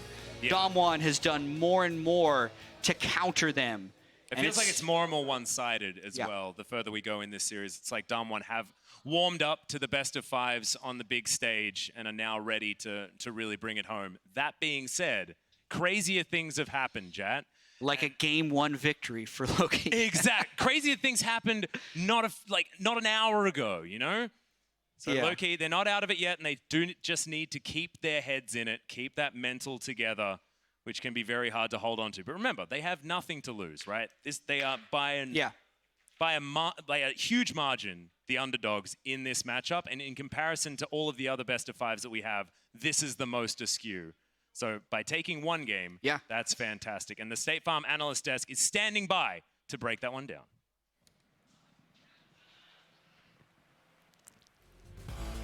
Thank you very much, Jatless. Look, 2-1 now in favor of Damwon Gaming.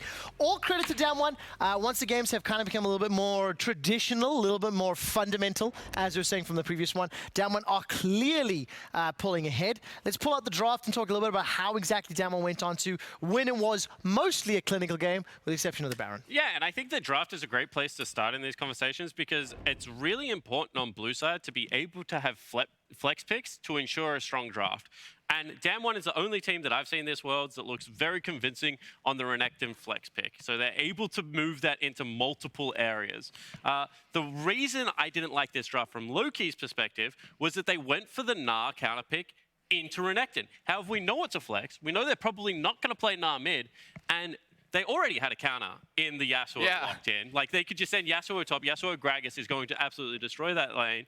They go with the Jace instead, which is an even harder counter pick, and everything kind of falls over from there. Yeah, you know, it seemed like they wanted to get something that Honey could play safe on, but I totally agree with you that that was always going to be a losing lane for him. At the same time, I did like that they were able to prioritize the Akali for Artifact in the mid lane. He's looked very good on that champion, even in this game, was able to come away with some important plays. But at the end of the day, this 4-5 pick from Damwon is just thing that like sealed the deal for me. They come in with the Talia, very strong early game jungler, was able to walk in for that level 1 red buff steal into a top lane gank to burn the flash on Gnar. And at that point, it was like, this lane was already miserable, now it becomes unplayable. Yeah, and I just, like, I don't understand the tactic. So game 1, we say, we know that Damwon is going to 1-3-1. It's how they generate all of their gold lead between 20 to 25 minutes. So they go with an Ornn, a Shen, a Twisted Fate, and it's like, they understand exactly how to play against this team. This game, they look in a worse 1-3-1. They have a losing top lane, a losing jungle matchup, a losing mid lane, a bottom lane that should lose in all-in fights too. Yes, you have a ranged matchup, but like, I think they just got outdrafted. Look at it this way. Now we know undeniably that Loki cannot beat Damwon in a straight-up fair fight, right? So maybe it's a science experiment. This is a little bit of a joke, of course. Let's turn our attention to the next few minutes, okay? Because Damwon, they get early advantages. You've already touched on the fact that their comp worked out. This was a little bit of setup about how you want to talk about Damwon and understanding pressure. Right, so this is a situation where Loki are trying to force a fight, which we wanted to see, but look at the map right now. Mid lane fully pushed in from Damwon. Kai'Sa can't enter the fight, doesn't have TP. Akali too is bottom lane, so she needs to TP into the fight. And as we press play and go forward with this clip, you'll see Loki are trying to attempt the dive on towards Naguri, and they have all the tools to start it off, but instantly the teleports come on through, and then that 3-man stack of Damwon is able to come around. And because of the tower and the terrain around this area, Loki are now in a situation that they can't escape from. Celebrity can never enter this fight, and Artifact is also late to the teleport. These are the problems that I see with Loki's game plan, and it's why I think on an even footing, that's why I'm almost always going to give the edge to Damwon. And just don't trade the resources. Use your 3 members, get the teleport out, pick up the kill. If you can get out, that's great. Otherwise, push mid lane, push bottom lane, generate some pressure, pick up some solo gold. This is like, these are just basic parts of League of Legends that are just completely lacking in the Loki gameplay. And what we ended up seeing, as you can see with the stats down there, this is the first game in this series where Damwon has won or really smashed inside of the early game. I think they got both the Drake and the Herald, as well as 12 turret plates before they fell in this matchup. So Damwon had the lead, they had the compositional advantage, and it led to one of the easier closeouts for them. However, you say easy closeout. There were some times in this game where I was a little bit worried for Damwon because they went into a hard map split. and they should have been able to take top lane turret, which they did. However, they weren't, once again, able to execute on any of the dives. And bottom lane, there should have been, I think, more opportunities for the Akali to be able to roam down and create a 4-man pressure situation. When you're playing that far towards top lane, it does isolate the rest of the map. I also think that the Baron fight that they gave to them was a very good opportunistic play from Loki that we've been talking about, and kind of shows the disrespect that can creep into people's games as they go for a teleport play back in. I have a question for you, Spawn, because you are quite critical now on some of the elements of Damwon's game, where you want them to finish cleaner. You want this number 3 LCK seed to be playing to a higher level, right? Yep. Let's play this Baron fight and talk me through your perspective on the fact that Nuguri teleports not only late, but if you look at the minimap, he teleports way far away. And then obviously the risk that is allowing Loki back into the game. Yeah, so the thing is that Nuguri's teleport far away is just a miscommunication, I think, from the team. However, the crowding into the back of Baron Pit, and I was actually going to say on the approach as well, the fact that you don't have perfect vision on Loki's approach to the Baron is the issue. That's how this all starts, because when you have had control of this area for so long, you should know exactly where every single member is coming from. If the fight does get pushed back into that pixel brush, into the bendy brush, you need wards already in there to be able to fight them. Otherwise, they have the fog of war advantage. There are just little things missing from that Baron setup that I would like to see reintroduced by Damwon. And for me, I'm looking at that, and you have to make a call. Once Nuguri's teleport goes way far away, it's a 4v4. Yeah. You either have to commit to the Baron and risk losing a fight in the pit, which is what happened, or look for the turn. And that's what was missing for me. Granted, their turn tools I don't think were fantastic in a game like this after they do some of the cooldowns. Isn't fantastic. I'd have to look and see if they had the cooldowns, because I'm pretty sure they used that to get the pick on I'm DNK. not talking about the ultimate. I'm just saying stack up 2 tornadoes on Baron, put your Yasuo next to the wall, and just body slam over with the vision that you planted beforehand. We're a minute away from going to ad break. I want to look forward. Loki have chosen blue side for what could be their last game of the 2019 World Championship. The question I ask you is, what do they pivot coming into this game if fundamentals are not working? I don't like the blue side pick, I don't think. So change the side selection? So the reason, so I'm going to theorize here. The reason you pick blue side is because you're going for the level 1 invade on top side of the map. So I assume they're going to go with Talia or something incredibly strong, level 1, maybe a Twisted Fate. And they're going to look to split the map hard through red side. That's what I think they're going to do. So I'd like to see them actually execute. Closing thoughts from Ender. So I think by going to blue side, you can try to free up the Tristana pick, which could fuel into a lane swap. Because I don't think on even footing, Loki can ever pick up a game off Damwon. I think they must go back to a lane swap and get those picks. They must or they will? Or do you Both. Okay, there we go. Must and will go back to the lane swap. Damwon have bounced back and are just 1 win away from securing the group stage at Worlds. Can Loki force a game 5? We'll find out after this.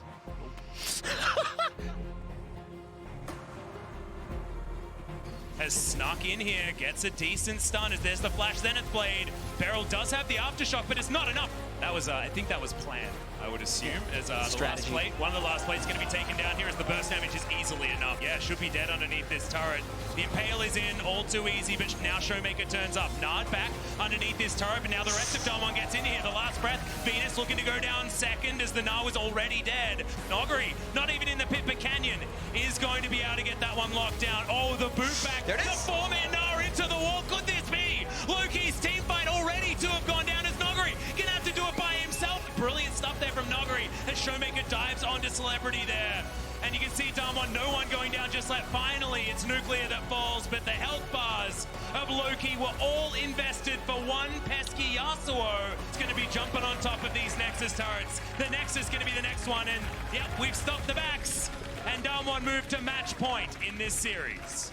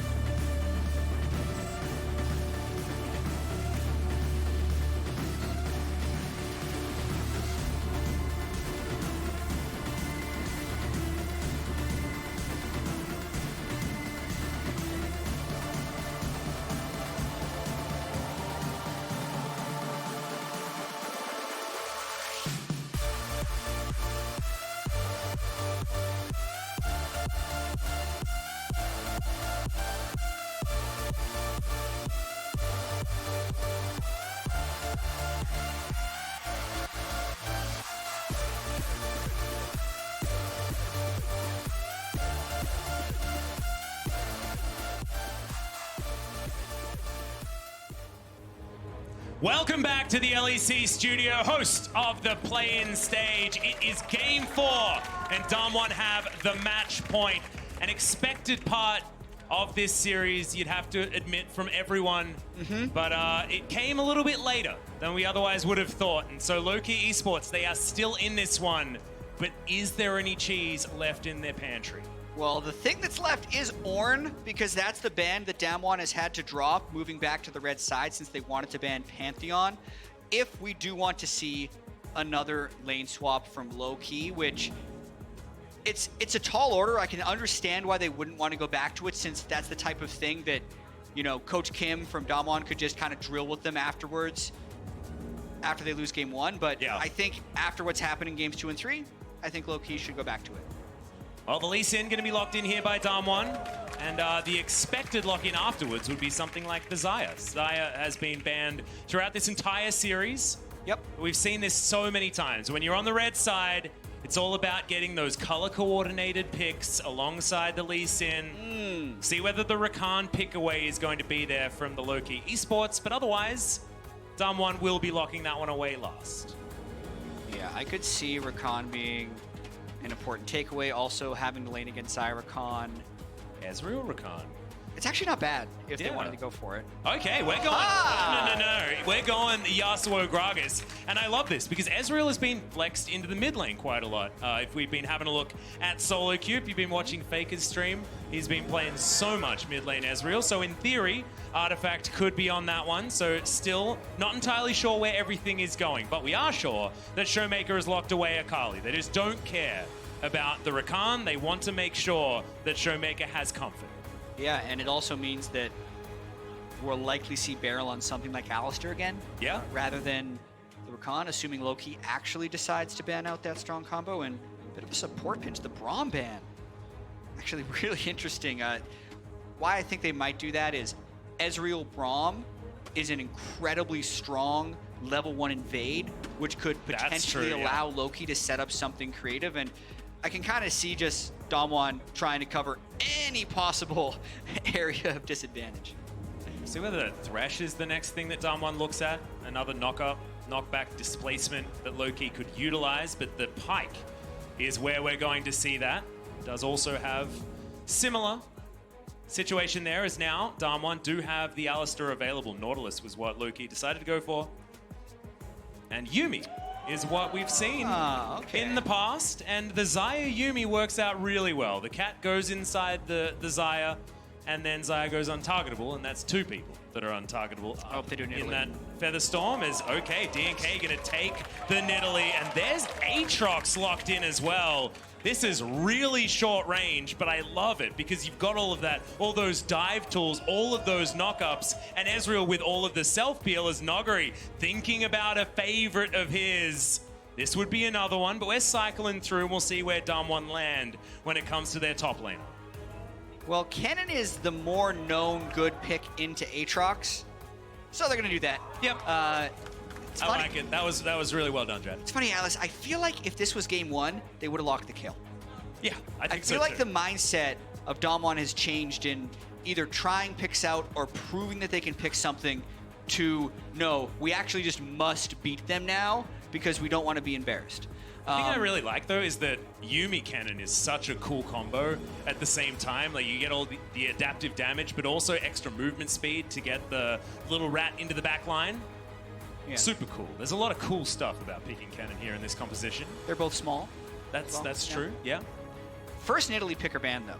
And it's something that I expected to come out from a VCS team. I thought if we didn't get it here, we'd end up seeing it from Levi of GAM Esports in the group stage. But it is a pick that had way more popularity in the VCS than pretty much any other competitive region. And I think it could have worked if they wanted to do something lane swappy with it as well, but it still expect a very high tempo game from DNK's Nidalee. Yeah, we didn't see it in the LCK until the tournament that Damwon actually promoted in the World's Qualification Gauntlet run. But it was Kingzone that was playing it. It wasn't any of our Worlds teams here on Korea's side, so we'll see how well they're going to deal with it. But a fun composition to come out from Low-Key, and I feel like we, in the last game, went away from Low-Key's strategy, away from Low-Key's style with a very sort of, in the mid game we can get things done, but mainly we're aiming to scale, things like that. That is not what this team is all about. They're all about scrappy fights early. They can do that with the champions that they have now, so let's do it. Let's get into game 4 of the first best of 5 of the play-ins knockout stage. This is do or die for Low-Key Esports. Another Carl. Just And another Klepto. Especially, I'm just thinking like the only way they lose this game is if the Nidalee can set up a camp somewhere and really go at it. Well, I mean, she did make it into the enemy jungle. Canyon got his ward down and switched over to a sweeper. And they know, she's there. The pings are in. And Showmaker's now closing through. You can see all of the base gates. This is so dangerous. All of Damwon are moving. She hasn't revealed herself just yet. The Prowling Kitty will jump over the wall. But I think you're going to need a few extra pounces than that. Hani is here, gets the first knock up onto Noguri. A bag of gold? Noguri got a bag of gold and a ward out of that? Really? That is called outplaying your opponent, Jet. That's what that is called. That will be nothing else. That's just wrong. Well, they didn't kill him. They didn't kill him. So DNK is able to slink out of there, but is unable to start on the opponent's red buff. An Artifact lands his first knock-up with the Tornado. Remember that Showmaker was happy to take the Akali into this matchup. Yep. Even the threat of a Gragas Yasuo, right? So even the threat of a devastating mid-jungle synergy gank. Yeah. Instead, the gank is actually less threatening unless Venus decides to roam up. Venus, of course, formerly a jungler, actually. True. A few years ago. So could theoretically get that mindset back again. Prowling Projectile, meaning that Celebrity's taking a lot of damage here down on the bottom side. Seen Ezreal Gragas do a lot of good things, actually. This combo does need to hit all of their skill shots to be able to hit max damage, though. Feels like Nuclear and Beryl just land a Prowling Projectile, and then Nuclear walks at them and has zoomies for the extra sustain. Frustrating laning combo. Yeah, there was definitely a time earlier on with Yuumi where a lot of pro players would complain that it's kind of unwinnable if you're against the Yuumi, but I feel like there's been a number of nerfs towards that champ, that it's much lower presence, at least early on. Yep. Haven't seen the true Garen Yuumi Masters yet to see if that's no longer a viable combo. Well, we have seen a Garen Yuumi, and hopefully we never see that again. Well, the weird thing, Atlas, is that with how dominant it looked in the LEC, it also felt to me like Nuclear and Beryl just had basically never played it before. It felt a little bit like watching some of the Sonacomps come out at MSI. Yeah. So I think there still is something to it, and I think we'll see more of it, but you actually do have to think about what you're doing as the steal comes in for DNK. Yeah, that was the steal. So blue buff goes over for DNK. Both of these champions with execute damage, but DNK just executing better. Now Nuclear may be in trouble. The barrel comes down, gets a lot of value there as the Aftershock does go off, but Venus had tanked up just enough while it was active. Really good trade there as the Infernal Chains pull Noguri back. Wow, Hani. I think if he had have continued after that, could have been a possible kill, but Flash still available for Noguri. He's going to go back to base now. Still 77 on that cull. Yeah, but is also 300 gold ahead of Hani's Aatrox, so taking as much use of Kleptomancy as he can, and oh, Canyon, in he comes. DNK is waiting in the wings, but all information is there for Damwon. Q's landing, but not being taken. As, that spear is going to go slightly wide. Feels like a 2v2 lane. As Canyon gets level 4, catches up to DNK at the moment, as you can see. Behind by a camp and a half is Canyon. I actually find it interesting how DNK didn't sit around to soak more experience. I think we're going to see a continued fight here over the Rift Herald as well, so I'll get to that point later. Yep, some isolated 1v1s happening as Qs are being traded across the board. Canyon does get the inside track on DNK, but he's still going to be here. Knockup comes forward, but no level 6 available for Artifact, who now puts up the wind wall. And Damwon are just a little bit too maneuverable with this combo, so they are only taking the fights that they want. Yeah, very hard to land skill shots on them. The thing I was going to point out about Nidalee is a lot of times when I watch Challenger Nidalee games, they just walk into a lane at red buff and just auto-attack a guy a bunch. Yeah. And then also take the experience, because it's one of the best ways to slingshot yourself ahead of the other jungler, which you can make the argument will be beneficial later on in the game if you can start solo killing the enemy jungler. But because he didn't soak any of the experience, the fact that we're 5.5 minutes in and Nidalee only has 5 more CS than Lee Sin means DNK is actually fairly slow by Nidalee standards. Yeah, now he's standing on a ward, so continuing to waste a little bit of time. Whereas Canyon on the top side getting that rubber banded camp in the Krugs. So Showmaker winning trades here in the mid lane also, which is what he just tends to do. This guy's laning Akali is absurd. He just comes out ahead in situations that he just straight up shouldn't. At the moment, he's behind a bit of farm, but he's collecting a minion wave that was delivered to his turret. We'll see how this goes as we crest that level 6, which both of our mid laners have now hit. Also, Ignite's taken for both mid laners also, so we're wanting to go for some Fido. Some Biffo, if you would. Nuclear is getting pushed in a little bit by the Ezreal Gragas, and really a subdued early game, which I still feel like will favor Damwon fairly heavily, especially looking up into this top lane. 55 of his call already procced. He's got a 600 gold advantage. The most money in the game. Laner.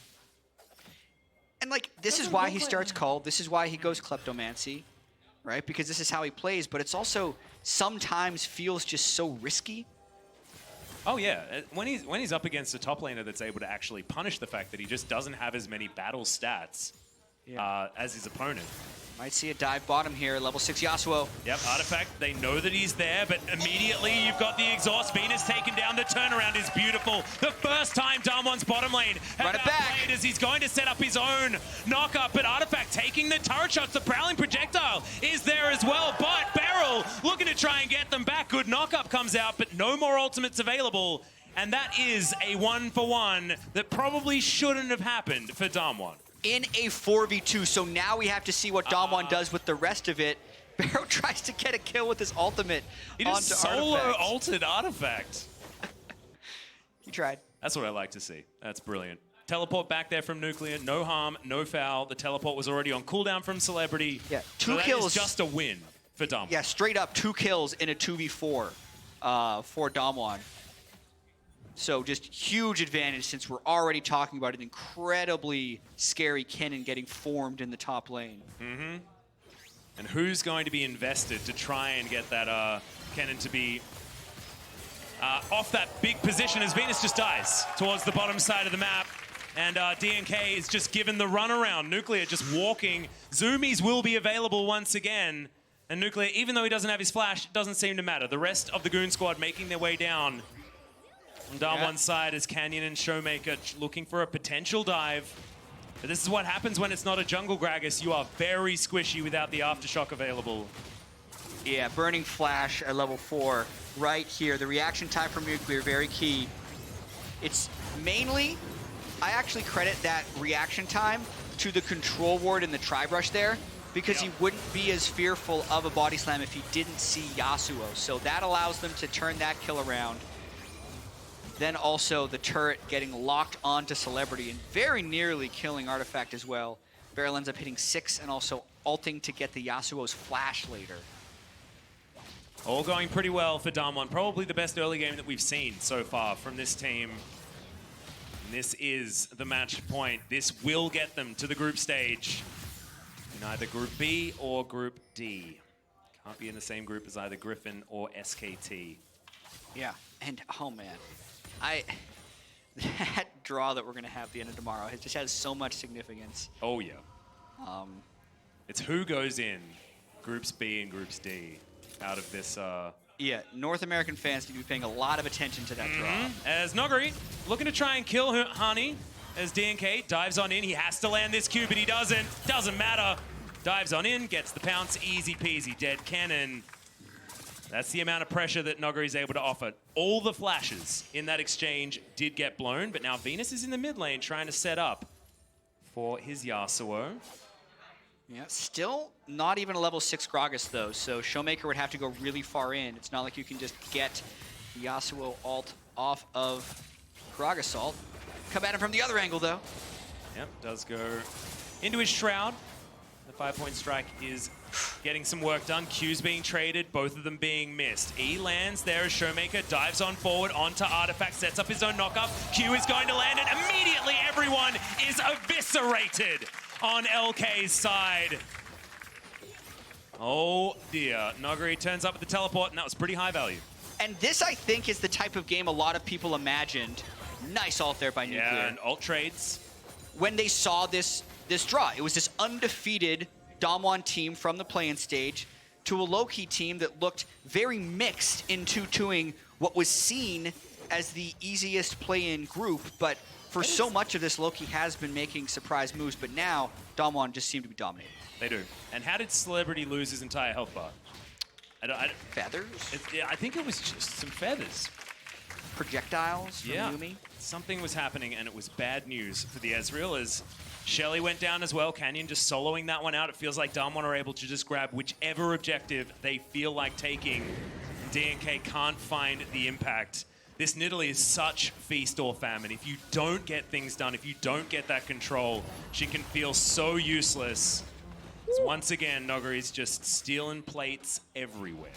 Canyon is just so loyal to Noguri. Yeah. He does what he's gives told. him the Rift Herald, goes up there over and over again.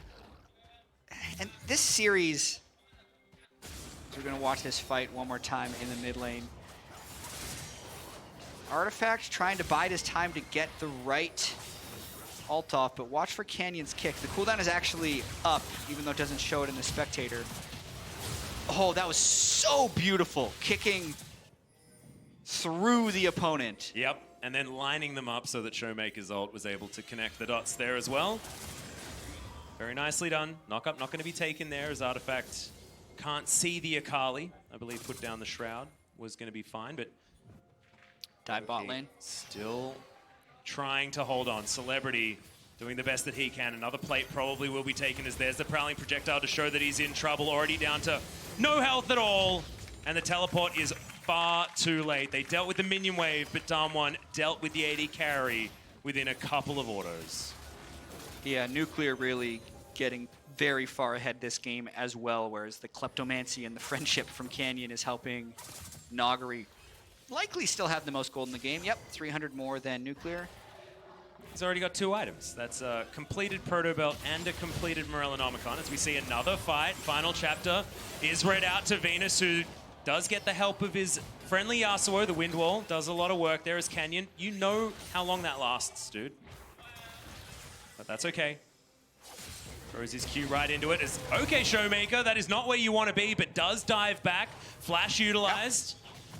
That's He's fine. gonna be all right. And they've taken both side lanes, can group basically whenever they want. 7,000 gold lead. Low-key really just trying desperately to make something happen, but here comes Lee Sin. Artifact just going to get kicked back immediately. The backflip comes forward. Canyon closed the gap, and Artifact is just going to die. The rest of Loki pull away, knowing that their Yasuo was just not long for the world. And DNK can't just go fishing with spears. They just don't have enough pressure anywhere. And even if these spears land, they don't do enough. Canyon just styling right there. He actually safeguarded after Sonic Wave, then Resonating Strike, just so he wouldn't be moving in a straight line. He wanted to curve around. Which a bit of fun. Really could be an analogy for this whole series for Damwon. Not wanting to go in the straight victorious line that was set in front of them. They don't want to be predictable, Jat. That is the main thing. And look, once you're getting towards the main group stage, then maybe being unpredictable is going to be a good thing. Yeah. This Damwon squad. I mean, they're definitely making it hard for us analysts to make any definitive predictions about them. Because, true. Because before Worlds, trying to take everything in, I said, wow, I think Damwon is really, really good. I think top 4 team at Worlds. I think a dark horse to maybe even win the whole thing. Yep. Because in the past few years, we've had more upsets. Oftentimes, the Korean 2 or 3 seed, even in the farther past, have been able to do pretty well. And then they go undefeated in play-in stage, but they have this kind of like lackadaisical early game, and you say, all right, they're warming up. They're warming up after the playing stage. Now this best of 5 will be, hey, like, look out, group stage. Here we come. And also, then they go and lose the first game. Yeah, I know they lose the first game, but then they have the biggest gold lead of the entire play-ins at 15 minutes. Yeah. And so in theoretically, they've finally warmed up. And actually, this is even more scary than it was. But then, just to add to the confusion. Yeah, then I'll go and point out and be like, well, Nagari did teleport away for his team while they were doing Baron. Because that happened in game 3. And he'd be like, and he just kind of randomly dies 3 times a game. Mm-hmm. Those, 2 times a game, that's the power spike. True. Yeah, and he's only this died may once not actually this game. be good as Showmaker down towards the bottom side, shoots Hani with his gun, but gets the World Ender out. Yeah. I think that the only thing that really matters about this series is that Damwon wins 3 of 5 games. And I don't feel like they were showing everything. I think they actually tried to show things they weren't comfortable with to throw people off their scent come group stage. And I think at least this game is closer to the level that I feel like Whoa, Showmaker diving on forward. Stopwatch immediately by Venus, and that means that he's in position so that he's not going to survive. Artifact just... He couldn't justify pressing the last breath button even though the cask went out but from the dying Gragas. And Nogri now, even these Qs are hurting so much. DNK very squishy on the Nidalee, but still, the 2 items on this very accelerated, very rich cannon are very scary to deal with. True Shot Barrage doesn't require the respect that we see from a lot of our Ezreals. And now over 10,000 gold at 16.5 minutes. We are heading towards perfect game territory minus 2 kills. Jat, it's a perfect game minus 2 kills. You don't keep stats about 2 hitters in baseball. No, to be perfectly honest, actually, hear me out. Because we were talking about the 0-2 power spike from Nogri. Yeah. If both of those deaths were on Nogri, that would be a perfect game, in my opinion. A perfect Damwon game. A perfect Damwon game. Yeah. As Artifact dancing around Nogri, he does have himself a Yuumi there as well, as the Wind Wall is now on cooldown. Venus makes his way in. So yeah, that's my defense for my ridiculous line of perfect game. By the way, this is a callback from the caster room where you're just like, wow, there were, was it 3 kills away from, or it's like, oh, just 2 kills in a turret away from a perfect game. It was 2 turrets away from. Be like, yeah, I'm $1 million away from being a millionaire too. Real close. You guys are too mean to me in the caster room. I'm just trying to come up with fun things to talk about, okay? True. Well, Nuclear, he's got a couple of items that are pretty good at this stage of the game. And as far as being as relevant as possible at this tick over to 20 minutes, I love this. Nuclear most of the time is going to build the Infinity Edge after the Essence Reaver for sort of the most bang for your buck out of 2 items, if the first one has to be Essence Reaver. Yeah, the Lethal Tempo build has just actually gotten so popular. Oh, yeah. This year with that specific combo of items. It's so good on Xayah as well. Well, now Hani's being surrounded. In fact, it feels like everyone is being surrounded. DNK does find that cute spear, but otherwise can't venture into his own jungle. And that is not the life a Nidalee wants. Canyon is down here. Hani down to below half health. Doesn't find too many of the autos, does Damwon. And Hani is going to be able to limp away, but has to use the ultimate and has to sacrifice his inner turret. And yep, that's the cat picking up a spell there. Does a bit of damage, but then goes untargetable for the rest of forever. So doesn't need to worry. Artifact's flow is taken away, but otherwise he's going to be all right. And this is just Damwon slowly bleeding low-key out. A minute to go on that Baron. We've got a Mountain Drake there, as I feel obligated to say Earth, Wind, and Fire once again. They are going to be the Drakes. And that is a pretty linear gold graph. And I think it's going to continue that way. I don't feel like this is the one. I think it's trending in that direction. That is very true. 11,000 gold. Just huge. I think we're heading towards our largest gold lead at 20 minutes as well. There's a good chance. I mean, you'd think if it was the largest gold lead at 15 minutes, there's a high likelihood that we get to the highest gold lead at 20 minutes as well. Celebrity's dead, guys. Whoa. Real dead, real fast. Yeah, Canyon able to solo this Mountain Drake, and they'll probably be able to take a 20-minute Baron. And this looks like kind of the the potential and the skill of Showmaker and Nagari without all of the dumb stuff this game. Well, Showmaker's diving forward yet again. Final chapter is there, but not enough to get the snare. Rhyme was unintentional. Now just going to go back, and it looks like bullying away from this Baron that has only just spawned and is immediately sent back to the Void. Yeah, they're ready for this one. They want, yeah. They want to be out of the series. They say, you know, we delayed it 44 minutes in game 1. Yeah. Let's try and make up for lost time in game 4. And you can kind of see the Damwon players didn't look that happy leaving the stage after game 3, after the 2-1. No. But I feel like the coaching and the team have really at least brought it back around to more of what we wanted to expect. Yeah, and also, I mean, talking about the coaches, I mean, I want to have a bit of a rant about Coach Kim, but I'm not going to be able to, as we're going to check out this replay. I mean, Ezreal dies very fast. He does, but we do want to see exactly how it happened. He got shot, and then he got hit by a 5-point strike, and then dashed through.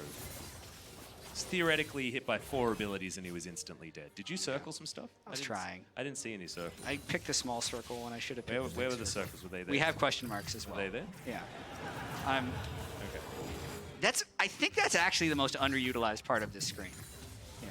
That's a good TP. Yeah, teleport coming in from the cannon. Nagari just getting into position in the side lane. There's a... What are we looking at? What are we looking at, Jeff? Power That's spikes. a really cool hat from the cannon. They play around. Yeah, he's okay. This probably need a smaller circle for that one, but that is the 3-item spike that we talk about for nuclear. If you play, you know, you've seen a Pikachu with a cool hat like that, does a lot of extra damage. Yeah, this is with the next 2 minutes and 13 seconds. They're going to be looking to end the game. They just need one pick. Yep. Inhibitor turret goes down on the top side of the map, and they're just trying to bleed them out. It is going to be a necessary fight for low-key. They have to find something now, otherwise they're just going to lose everything in quick succession. Damwon have them spread so far as there's the last breath. They jump on nuclear, but over the wall he goes. Canyon now dives onto Artifact, and Nagari in the backline doesn't even have to press his ultimate button yet. He still has it. Just kiting 5 members of low-key. He still got it. Their own base. Showmaker gets in there and finally pulls the trigger. 2 kills. No, only 1. Almost instantly, though, as Damwon, they find the trigger and they press it hard. Triple kill instantly for the Akali in the front line. And Damwon, they hold on and then just click their fingers and end low-key. Artifact still alive underneath his Nexus turrets, but these are Baroned up minions. It's 22.5 minutes into the game. Game 4, Damwon make a statement, and they're looking to dive another fountain, but the Nexus isn't going to last long enough. Our first team promoted into the world's group stage is Damwon Gaming. And they do it with increasingly better gameplay. Lose the first one, struggle a bit in the second, but this 4th game was just 22 minutes and 43 seconds of absolute domination. Every lane was able to win. And then also they ended the game very swiftly. Yeah, they did. I think this was finally a demonstration of what Damwon is capable of. This is a demonstration of the team everyone was terrified of in the scrims.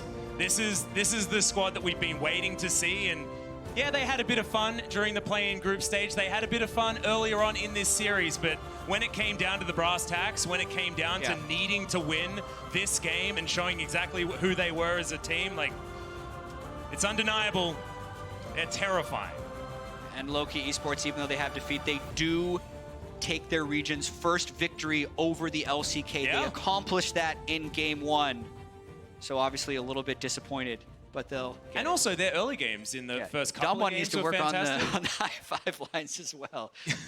I remember seeing a really endearing picture actually the first day when they were in the high five line, because that's not something that happens in the LCK. Nope. Just really awesome. But then when they're done, they just walk right in front of the camera. Yep. Yeah, it's fine. I actually like it. You know, they just get more time on stage, and theoretically, if we leaned forward, we might be able to. Maybe that's what they were going for this series, just maximizing time on they stage had and walked back practice. here, then we could have got some high fives as well. But it's not about us; it's about them, and they were successful in making their way towards the group stage. And also, I mean, this is so huge because Korea never been in the play-in stage before, and we want to make a statement and make sure that we can say that, look, we are a cut above.